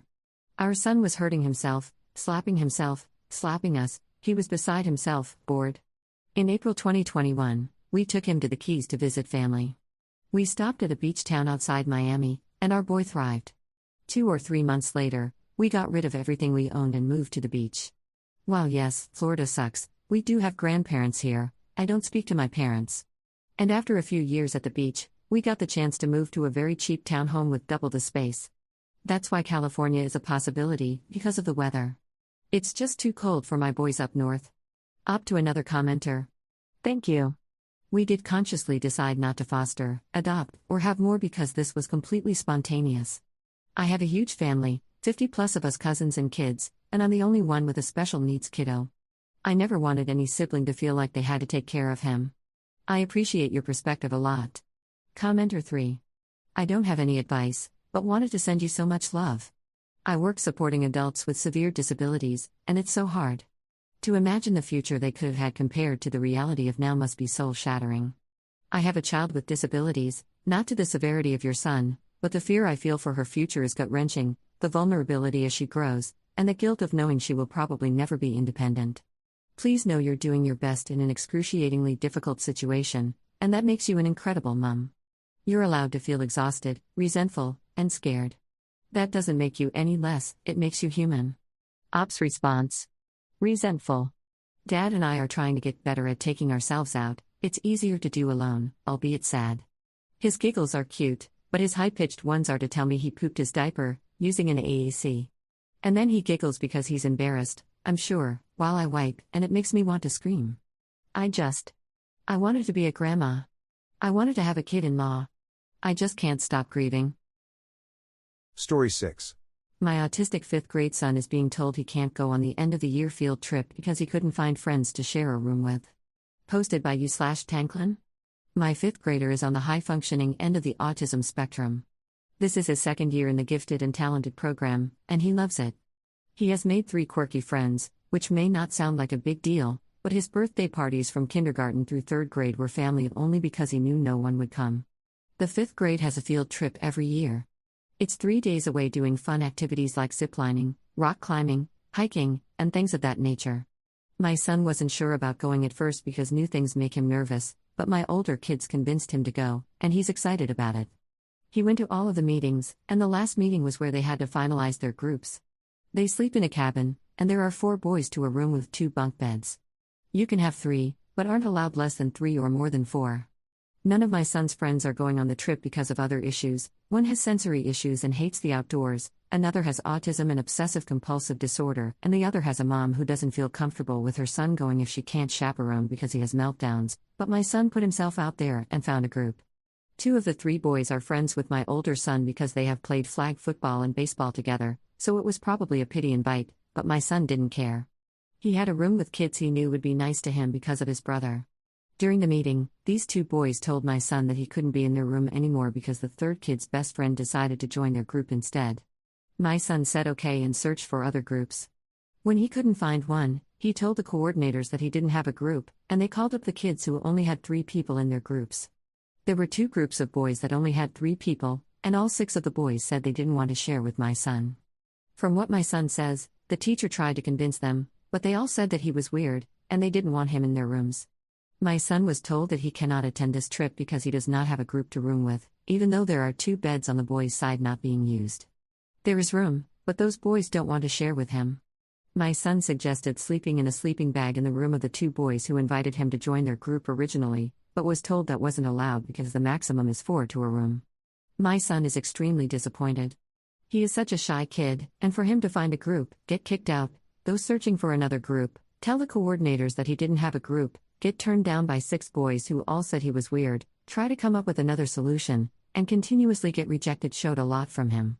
In the past, he would have just left the room when it became overwhelming, but he wants this bad and was willing to fight for it. I want this for him. It's a trip that my older 2 kids still talk about, and I know he would enjoy it. He had a group and planned ahead. He was told last minute that his group dropped him in favor of another kid who came in last minute. There are spaces available, and we already paid. The school offered a full refund. Should I just take the refund and shut up? I know this may not seem like a big deal, and we could do something similar, but it was a way for him to experience something with his classmates. I don't know how many more of those opportunities he will have, and he really wanted this one bad. Am I overreacting or should I go to the school about this? /relevant comments. Commenter. This is seriously one of the worst instances of teacher-enabled and supported bullying I've heard about. I'm completely shocked. What kind of person is this teacher? Where is it acceptable to say no, he can't come because he's weird? I would absolutely raise hell. Ops response. My son didn't even mind the weird comment. He gets that a lot, but I was pissed the teachers and principal let the boys all call him weird in front of everyone. This was very public. My son went to the front of the room and they called all 6 boys up to the front. They proceeded to call him weird and loudly declare that they weren't sharing a room with him. Even if they were going to give the boys input, they could have made it more private, and should have addressed the comments they made to him. Instead, they shrugged their shoulders and told my son they couldn't do anything if no one wants him in their group. Maybe the boys got talked to later and we aren't aware of it. I wasn't there, but my son gives very detailed explanations and even brings his notebook to every single meeting to copy down any important information. To me, it sounded like they allowed him to be bullied and did nothing about it. Commenter 2. Fight this. I cannot imagine the heartbreak he is experiencing or will experience due to this. This is their trip to organize, they better put their thinking cap on and get their asses in gear. If they won't, I would go public with this. They will not want this to get out, because it would blow up. Ops response. He was so upset. He kept saying, I really tried. It sucks. He did everything that he was supposed to do, even though it made him uncomfortable. Last year he would have cried, waited for me to come pick him up, and would have wanted me to handle it. He didn't do any of that. He was upset but moved along and kept trying. That's exactly what we want from him, and it still wasn't enough. It's frustrating. Up to another commenter. I don't typically raise a fuss either. When my son was excluded every year by kids who handed out birthday invites in class, I explained to him that not all kids get invited to parties, and kids can choose to invite who they want. The other kids were breaking the rules, but I didn't think that was worth fighting over. Seeing how sad my son was made me so angry. He kept saying, I really tried, and it broke my heart. He did try. He used every resource available. He didn't sit and cry when he got upset. He didn't wait for me to pick him up to let me handle it. He tried, and that wasn't good enough. Commenter 3. Nope, this is nuts. The boy who joined last minute should have been tasked with finding another group, not your son, who was already in one. I certainly wouldn't take this as a done deal. There are spots available. You guys already paid for the trip. He is entitled to one of the spots, whether the boys like it or not. Reality is, they're going to be in that room to sleep, that's it. He can spend copious amounts of time with the other boys he wanted to room with, if they refuse to move the last minute add-in. Ops response. They also do activities with their roommates.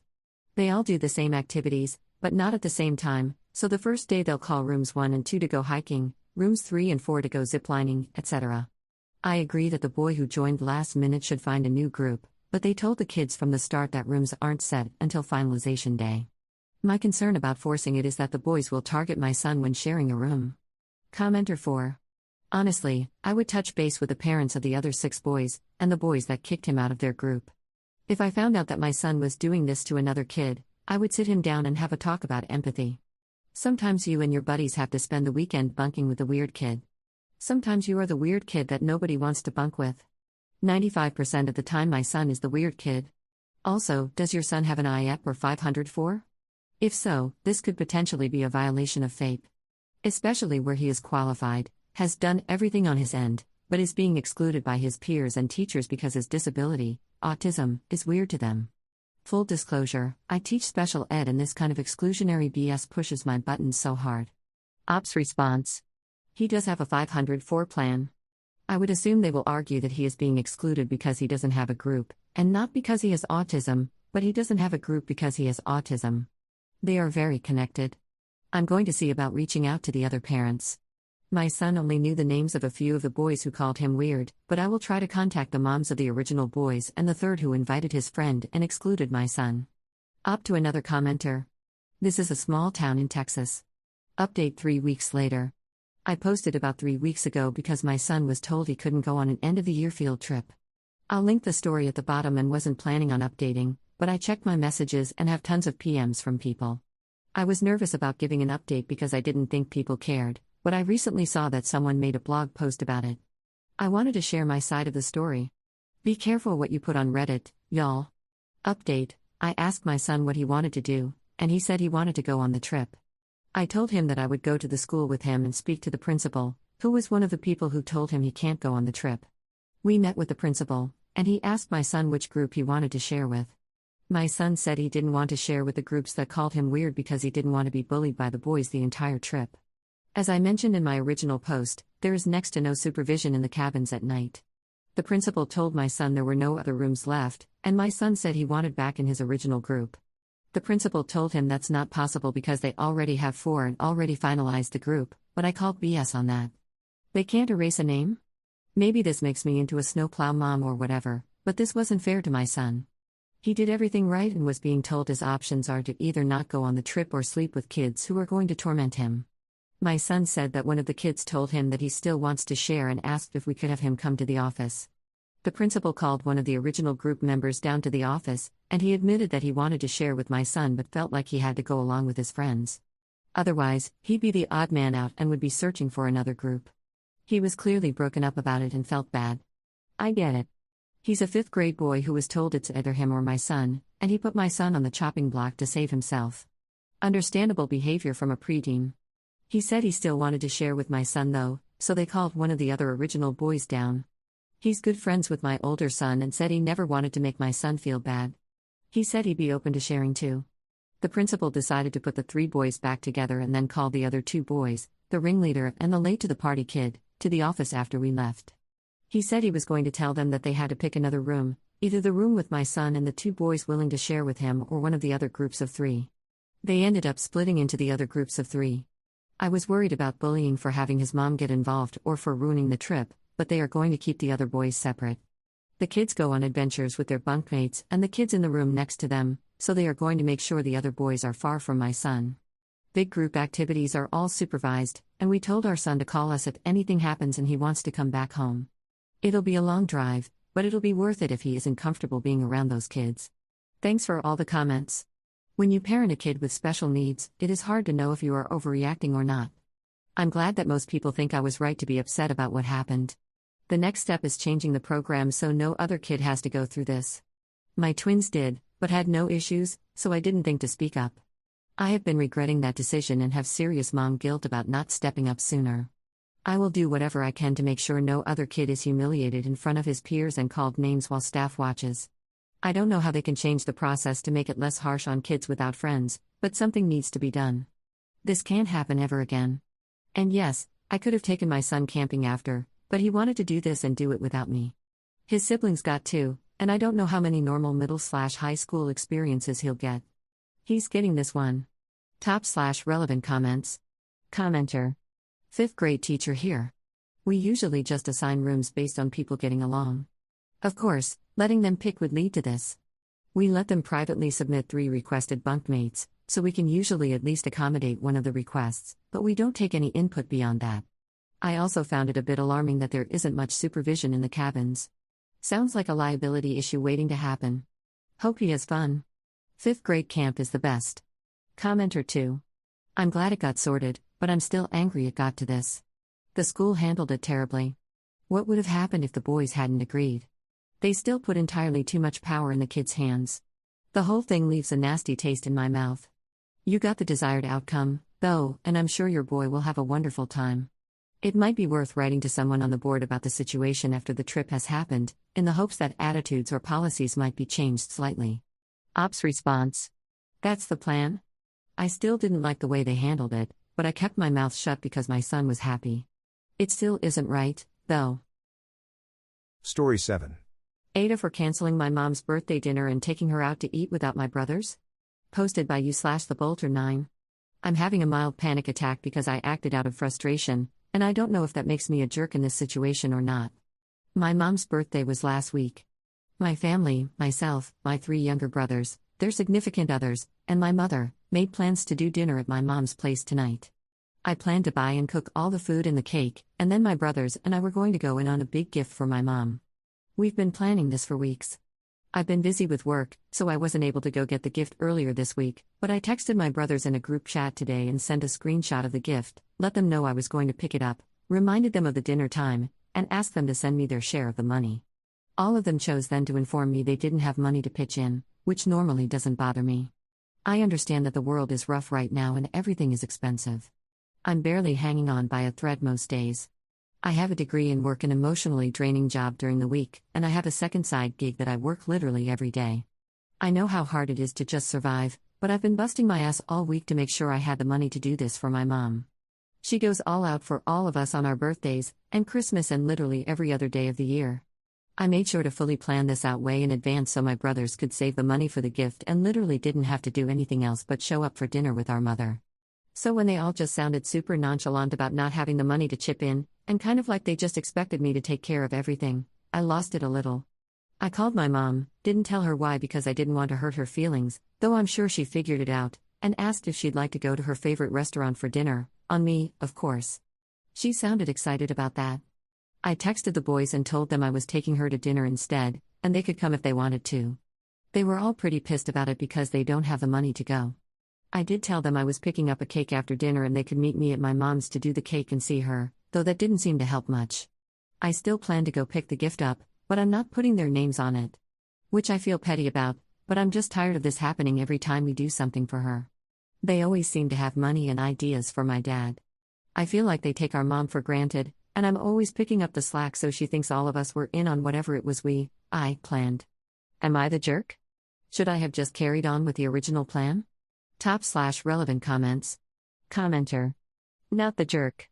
It's not like they had an emergency or asked if they could repay you over time for the gift. On top of not even offering to pay you back, they also waited until the last minute to tell you they couldn't chip in. I'd have done the same if I had siblings who repeatedly did this kind of thing to me. Your brothers deserve to be left out. Hopefully, next time they'll make sure to put some money to one side for your mom's birthday. I'd also ask for money for gifts well in advance in future, like ask how much everyone wants to contribute and say, okay, send it over and I'll get her these gifts once the money is received. This way, if they don't send anything over, you can just be like, okay, I've got her a gift from me, you guys sort out your own gifts. Commenter 2. This is better, she gets to go out to eat and spend time with her daughter. Also, why should your brothers get credit they had no part in? If your mom doesn't already know, it's time she found out. Commenter 3. Also, Op shouldn't be paying for all the food to feed her 3 brothers, and presumably their significant others as well. From now on, buy your own individual gift for your mom. Take her out to eat yourself, and only pay for yourself and your mom. Everyone else can buy their own gifts. Everyone else can put in the effort to celebrate your mom themselves. It's not your job to pick up the slack for them. They didn't bother saving because they thought you would take care of it for them. I'm guessing you always have. Did your parents raise you and your brothers to believe the women are the planners and party hosts, and the men just show up, eat, and leave? If so, stop that cycle. Update 1 day later. Hi, everyone. First, thank you all for the comments. I super appreciate each of you taking the time to respond. Some of it was for sure tough to read, but I think I needed to hear it. Second, this is a real lengthy update, but after so many comments, I figured I should give it. My mom and I had an amazing day yesterday. We went shopping, went to dinner, and I gave her the gift I got her. The woman almost did cartwheels out of the restaurant. It was just a pink KitchenAid stand-up mixer. She's wanted one forever and would never buy it for herself. Seeing her so excited made all of this totally worth it. Update on my brothers, they pulled their 3 brain cells together by the end of the day and realized why I was so upset. They ended up apologizing and promising not to let it happen again. Which I appreciate, but I did let them know my boundaries going forward. I plan to make this a tradition with my mom, and they're always invited to attend the dinner, but I won't be getting my hopes up for them going in on a bigger gift, nor will I rely on them to do so. I encourage them to each get a gift for my mom on their own. They can do with that what they will, but I know where I stand. They all did come over to her house afterwards for the cake. My mom definitely has bougie taste in baked goods, so the cake I got was fairly expensive, but still totally worth it to see her so excited. The boys said they were going to send me money to pitch in for the cake when they get paid next week. Whether or not they actually will, I'm not sure, but I guess we'll see. I had already planned to do that on my own, so I'm not real pressed about them sending the money for that. It would be nice, but I'm not holding my breath. My mom loved the cake, and loved that all of her kids/grandkids/daughters-in-law came together to sing happy birthday and hang out with her for a couple hours. I wanted to answer some frequently asked questions, too. I am a woman and the oldest of the siblings. I'm 31. My 3 brothers are all grown, ranging in age from 23 to 29. My dad didn't know any of this was happening, mainly because he and my mom are no longer married. They've been divorced since I was 16. Though I should have called him to let him know. He does not mess around about my mom and gives a very good pull your head out of your ass speech. This has happened a few times in the past. As in, them not putting in nearly as much effort as I have, or none for some of them, and I just go through with it anyway for my mom. But that's not happening again. It took me 31 years to set these boundaries with my brothers, but those boundaries are permanent going forward. This post is not AI. I wish it was. Would make my life a lot easier. I am usually the one to plan birthdays or other special occasions outside of major holidays. My parents always plan the big holidays together. They're divorced, but we still do things like Christmas, Thanksgiving, Easter, and Halloween together as a family. I've been fairly blessed with parents who have divorced but are still really good friends. My brothers always have more input on my dad because they do know him better, I think. I'm close to both of my parents, but my mom is definitely my best friend. We see each other multiple times a week just to do random stuff like go to Walmart together or whatever. We also live fairly close to each other, which makes this possible. All of my brothers work with my dad every day, so they do talk all the time. Although, I feel like this shouldn't be an excuse not to have at least one idea. My mom gets excited by any amount of effort from anyone in her life. They could gift her a picture of her with her grandkids in a nice frame, and she would cry for a week. Like, it doesn't have to be expensive. It just has to show you thought about her. I just wanted to do this big gift because she's been staring at this damn mixer for 2 years now, talking about how much she wants it, but she will never buy something expensive for herself. She deserved it. I think those were the most asked questions. If you want to know anything else, feel free to ask. But also, thank you all again. I needed the tough love. I've been coddling my brothers since they were born, and that's my fault. As the oldest and a very type A personality, I have always felt responsible for everyone in my family. I'm slowly learning that's not helpful, to them or myself. Top/relevant comments. Commenter.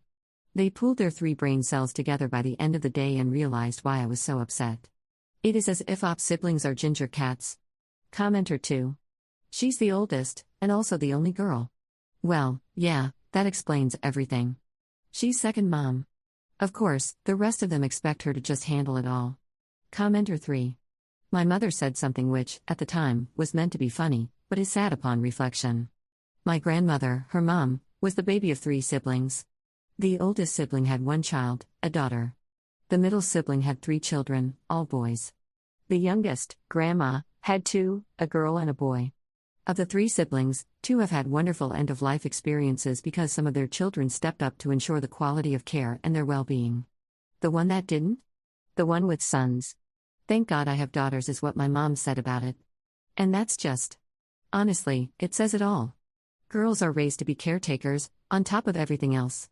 Boys are socialized to never have to be considerate or think of anyone other than themselves. Daughters step up to the plate and care for their parents. Sons coast on the efforts of their sisters, or they just don't make an effort at all. I know this isn't true of all situations, but it's frequent enough to be an obvious pattern and it's depressing to think about. Story 8. My friend took advantage of me when I was in the hospital. Posted by you/Jessabook. I was away from my home for a month for a planned surgery plus recovery. This was a very intensive surgery. I'm 6 weeks out right now, and I can still barely walk. At the last minute, my hired pet sitter canceled on me, and I was desperate to find a replacement. I offered that money to a friend who was having housing difficulties. She was to take care of my house and pets. I let her stay in my home while I was gone, and I even bought $300 worth of groceries for her. The agreement was for her to take care of my kittens and fish and to have the house tidied up before I got home. My car would be there in case of an emergency, but otherwise, please avoid driving it, as it's a lease and I have an allotment of miles I can drive before I have to pay extra. After I was admitted into the hospital, she moved her own cat in and also her boyfriend in. When I got home, my house was an absolute disaster.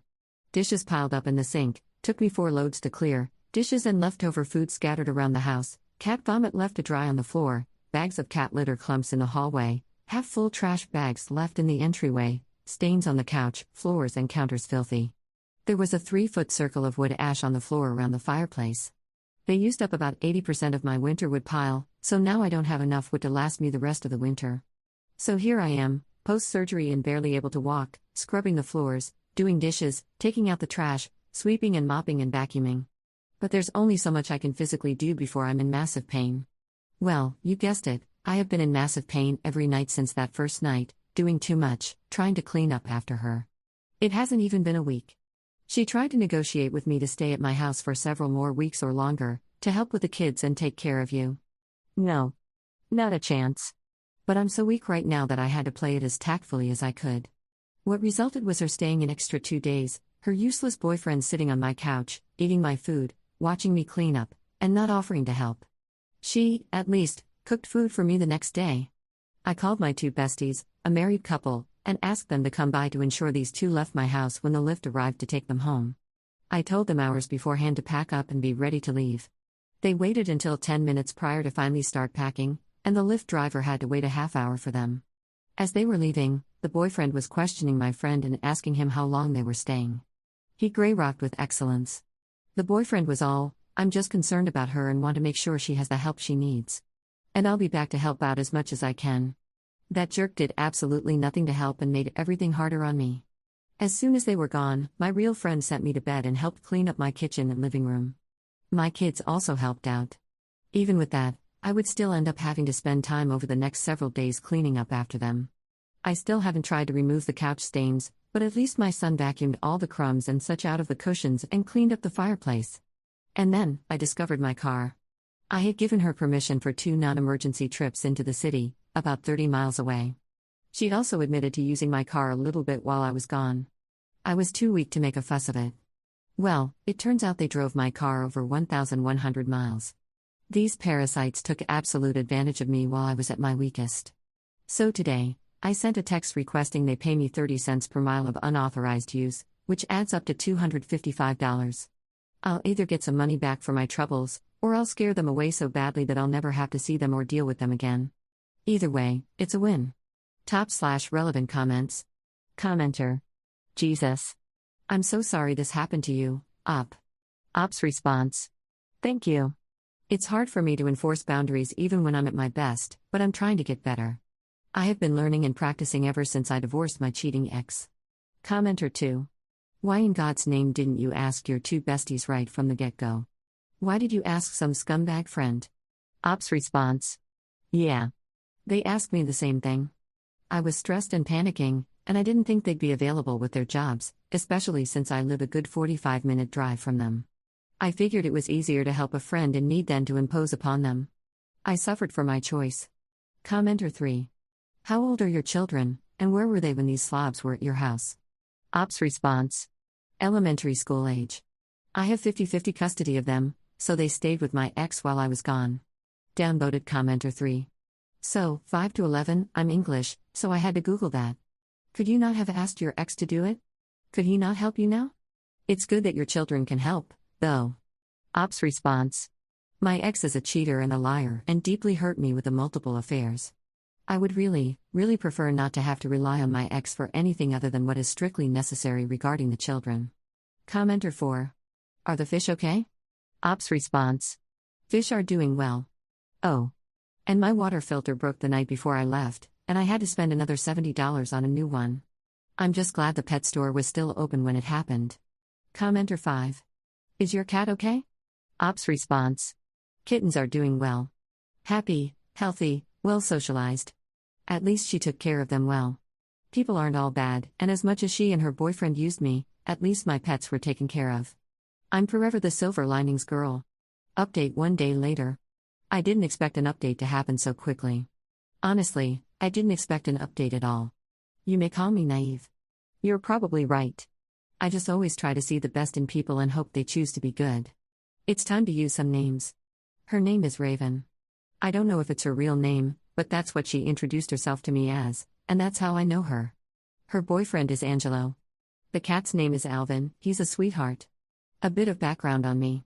I grew up in an abusive household. One of those never rock the boat homes where image was more important than anything else. If someone harmed me, hurt me, insulted me, anything, and I got upset, I was forced to apologize to them. My dad is also an explosive man. He was fine most of the time, except for the times when he wasn't. When I was 18, he strangled me. I fled to the army. Got away for 4 years. Sent to war and got post-traumatic stress disorder. My dad has only assaulted me a few times since, over the years, the most recent was last June. The time before was last February, and he left bruises on me. I ended up marrying an emotionally unavailable person who would later become a serial cheater and blame me for the affairs. For years, I accepted that blame, tried to change myself and make myself better so they wouldn't cheat anymore. I finally filed for divorce at the end of 2024.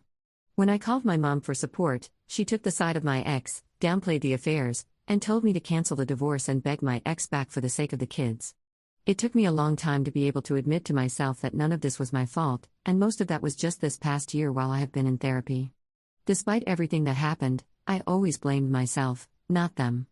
I tried over and over to explain to them how they harmed me. It never worked. It's not my fault that I have been abused, but it is my responsibility to take ownership of my healing. Fault is past-focused, responsibility is future-focused. We learn from the past, but we focus on the future. I am now estranged from my parents as of 3 months ago. My mom does not respect that and keeps trying to find ways to contact me, including showing up at my house unannounced. My dad has been crap-talking about me to anyone he can.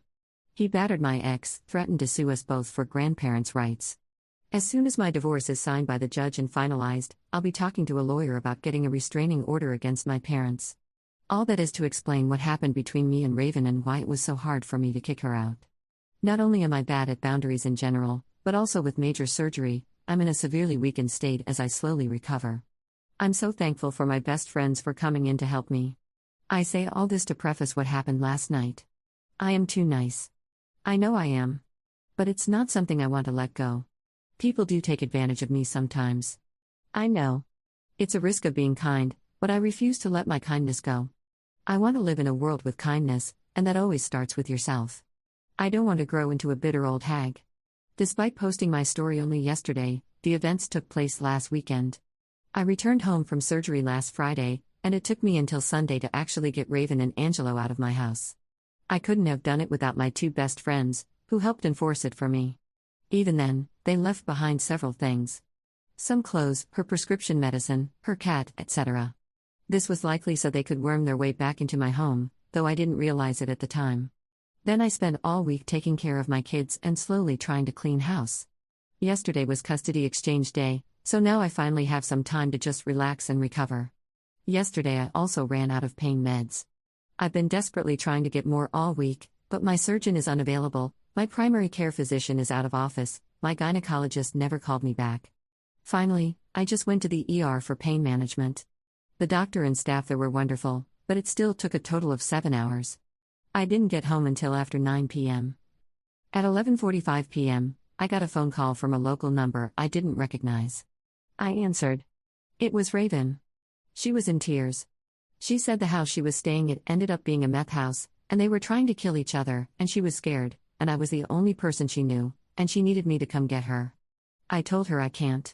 I can't get her, I can't drive that much, I just got out of the ER, I'm on pain meds that make it so I can't drive, I'm not going to put myself around druggies, especially in my current state, and I can't bring her back to my home.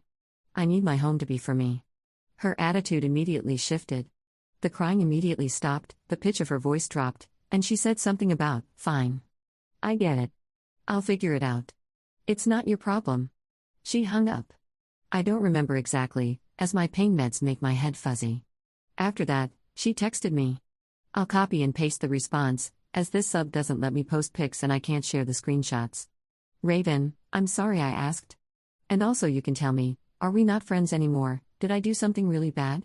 Me, call 911. You're in danger and so is everyone around you. Get the police to arrest them and get you to safety. Raven, I already did. Me, good. Raven, I don't know what to do anymore. The cops are here but they won't help. It looks like the cops left doing nothing in the process. I'm sorry. It's okay, I'll figure out something. At this point, I wrote a long message about how I can't have her back. However, I took a lot of the advice given to me on my last post, especially the criticism calling me a doormat, calling me naive, and saying this was my fault for being too kind. So I copied what I wrote into an AI and had it rewrite it for me so I could better enforce boundaries. Here's what I originally wrote but didn't send. You have to figure that out for yourself. I am not your rescuer. I have my own health to take care of and my own children. Besides, I have given you a lot already and you abused that. You left my house in shambles. It's taken me all week to clean up after your stay, and there's still more to do. I've torn stitches trying to make my home safe for my kids. I'm not safe around you and Angelo. He especially scares me, I'm fairly certain he's an addict. For the time being, you're not welcome at my home. If you show up, I will call the cops. Ditch that man, get stability in your life, and I may reconsider. For now, Alvin will be well taken care of. Here's what I actually posted with the help of the AI. I'm really sorry you're in a frightening situation. I'm not able to help beyond encouraging you to work with emergency services and local resources. I need to be clear that I cannot be your rescuer, and I cannot take on crisis support, transportation, or housing. I'm recovering from surgery and need to focus on my health and my children. Due to what happened during your stay, including the condition my home was left in and the negative impact on my recovery from it, you and Angelo are not welcome at my home going forward. This boundary is firm. If you show up here, I will call the police. Alvin will be cared for. I wish you safety, but I can't be involved beyond this. Raven, so the stuff I left I can't get back? Not even my cat? Me, again with AI help, please send me a list of the personal items you want returned and an address where they can be shipped. I'm not able to arrange in-person pickup. For Alvin, I will coordinate a drop-off at a vet or shelter, and you can retrieve him from there. If you have a preferred vet, please let me know. Otherwise, I'll select one. Raven, the stuff I don't care about, can you please just drop my cat off, that I can get him? And I'm sorry that I didn't take care of the house well enough, just please don't throw my cat away. Can you just drop him off at, local vet, like on Monday? Whatever time I'll be there, just don't take my cat away from me. And that's it. I spent the rest of the night so scared they would show up to my house anyways. I already have PTSD from the army, which leaves me super paranoid that people are going to attack me and harm me. So whenever conflict comes up, I end up spiraling and panicking about it, imagining scenarios over and over. Fortunately, my anxiety meds help. I locked all my doors and windows. I eventually fell asleep at 1 a.m. I've been up since 5. On Monday, I plan to ask a friend to come with me to drop the cat off. And then after I leave, I will inform her that she can get him. And if she can't, well, it's not my problem. As for me, today I have some different friends dropping by to cook me dinner and help clean my house some more. I have also asked them to help me change the locks, thanks to all the advice I received in my last post. Hopefully, this is the end of it. I really just want to be able to recover in peace. /relevant comments. Commenter. I am so very proud of you. Fantastic boundary setting. It's so hard to do, but you did it and followed through. I'm also a kind-hearted person, and I try to be the kindness and thoughtfulness that I want to see in the world. It does leave us vulnerable to people who can take advantage of us at times. We're often not good at looking after ourselves. You carry additional trauma that I am lucky not to have experienced. I think you're a pretty incredible person to maintain your kind outlook. Kindness is not weakness. Kindness with boundaries is not naive. I'm learning this more as I get older. I can still be kind and caring and look after myself and my boundaries. I used to think the two were mutually exclusive. I'm definitely still a work in progress, but isn't that the state of every human alive? You'll find a balance that's acceptable for you, and please ensure that it's a balance that protects you as well. I really, very sincerely wish you an uncomplicated and speedy recovery henceforth, and I hope that Raven leaves you alone and gets her crap together. Ops response: Thank you so much. It's okay to be a work in progress has been my mantra for the past year. Commenter 2: Please don't drop that poor cat off at a vet. She's unhoused, and she has no way of caring for him. He's safe and secure with you. Ops response: I feel bad for the cat, but I do not legally own him, and I cannot put myself in a position where she will try to use him as leverage against me or to re-enter my life. Commenter 3: You should be proud of how you've handled this, Op. Lesson to learn going forward, though? Don't let people stay unsupervised in your home if you don't even know their real name. Ops response: Thank you. It's super common in my community for people to use a chosen name. I have one as well. Jessica is my chosen name. I don't tell people my legal name. Commenter 4: Well done. And speaking from experience, next time a parent hits you, hit them back. It's usually enough to stop them from doing it again.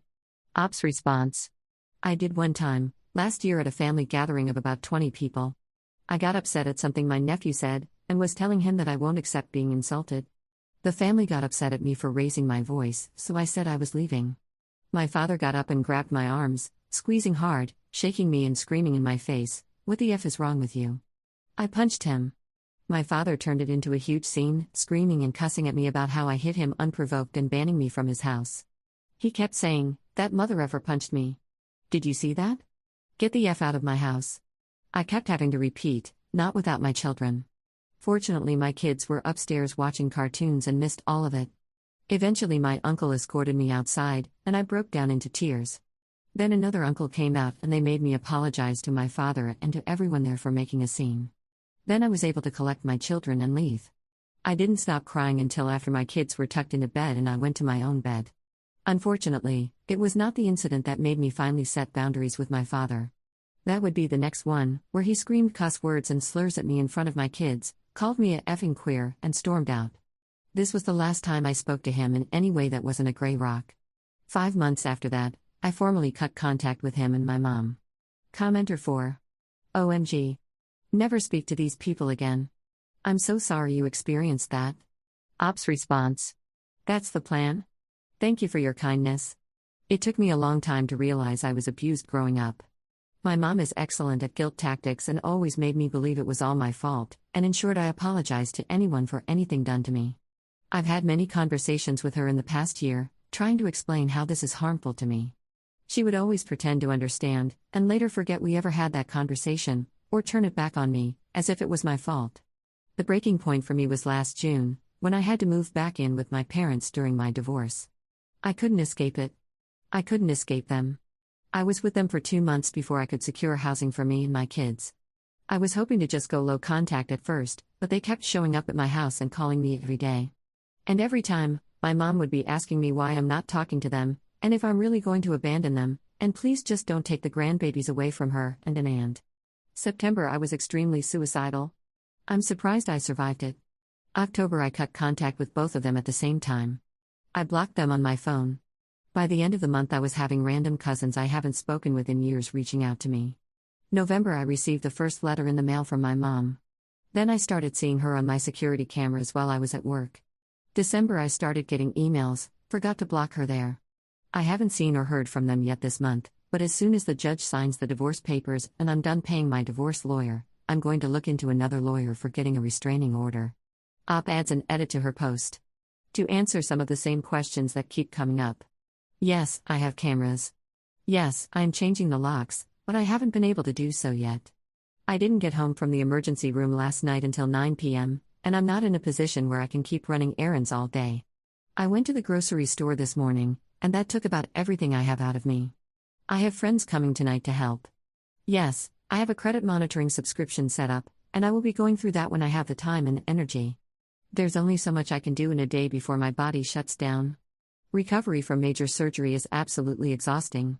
No, I will not keep Alvin. I do not want to have anything that will invite Raven back into my home. For all of you saying I need to keep him, I welcome you to take him for yourself and subsequently invite Raven into your lives. Then you can deal with all this, and I can recover in peace. I'll let you know what location I drop him off at, and you can go pick him up before she does. If she does at all.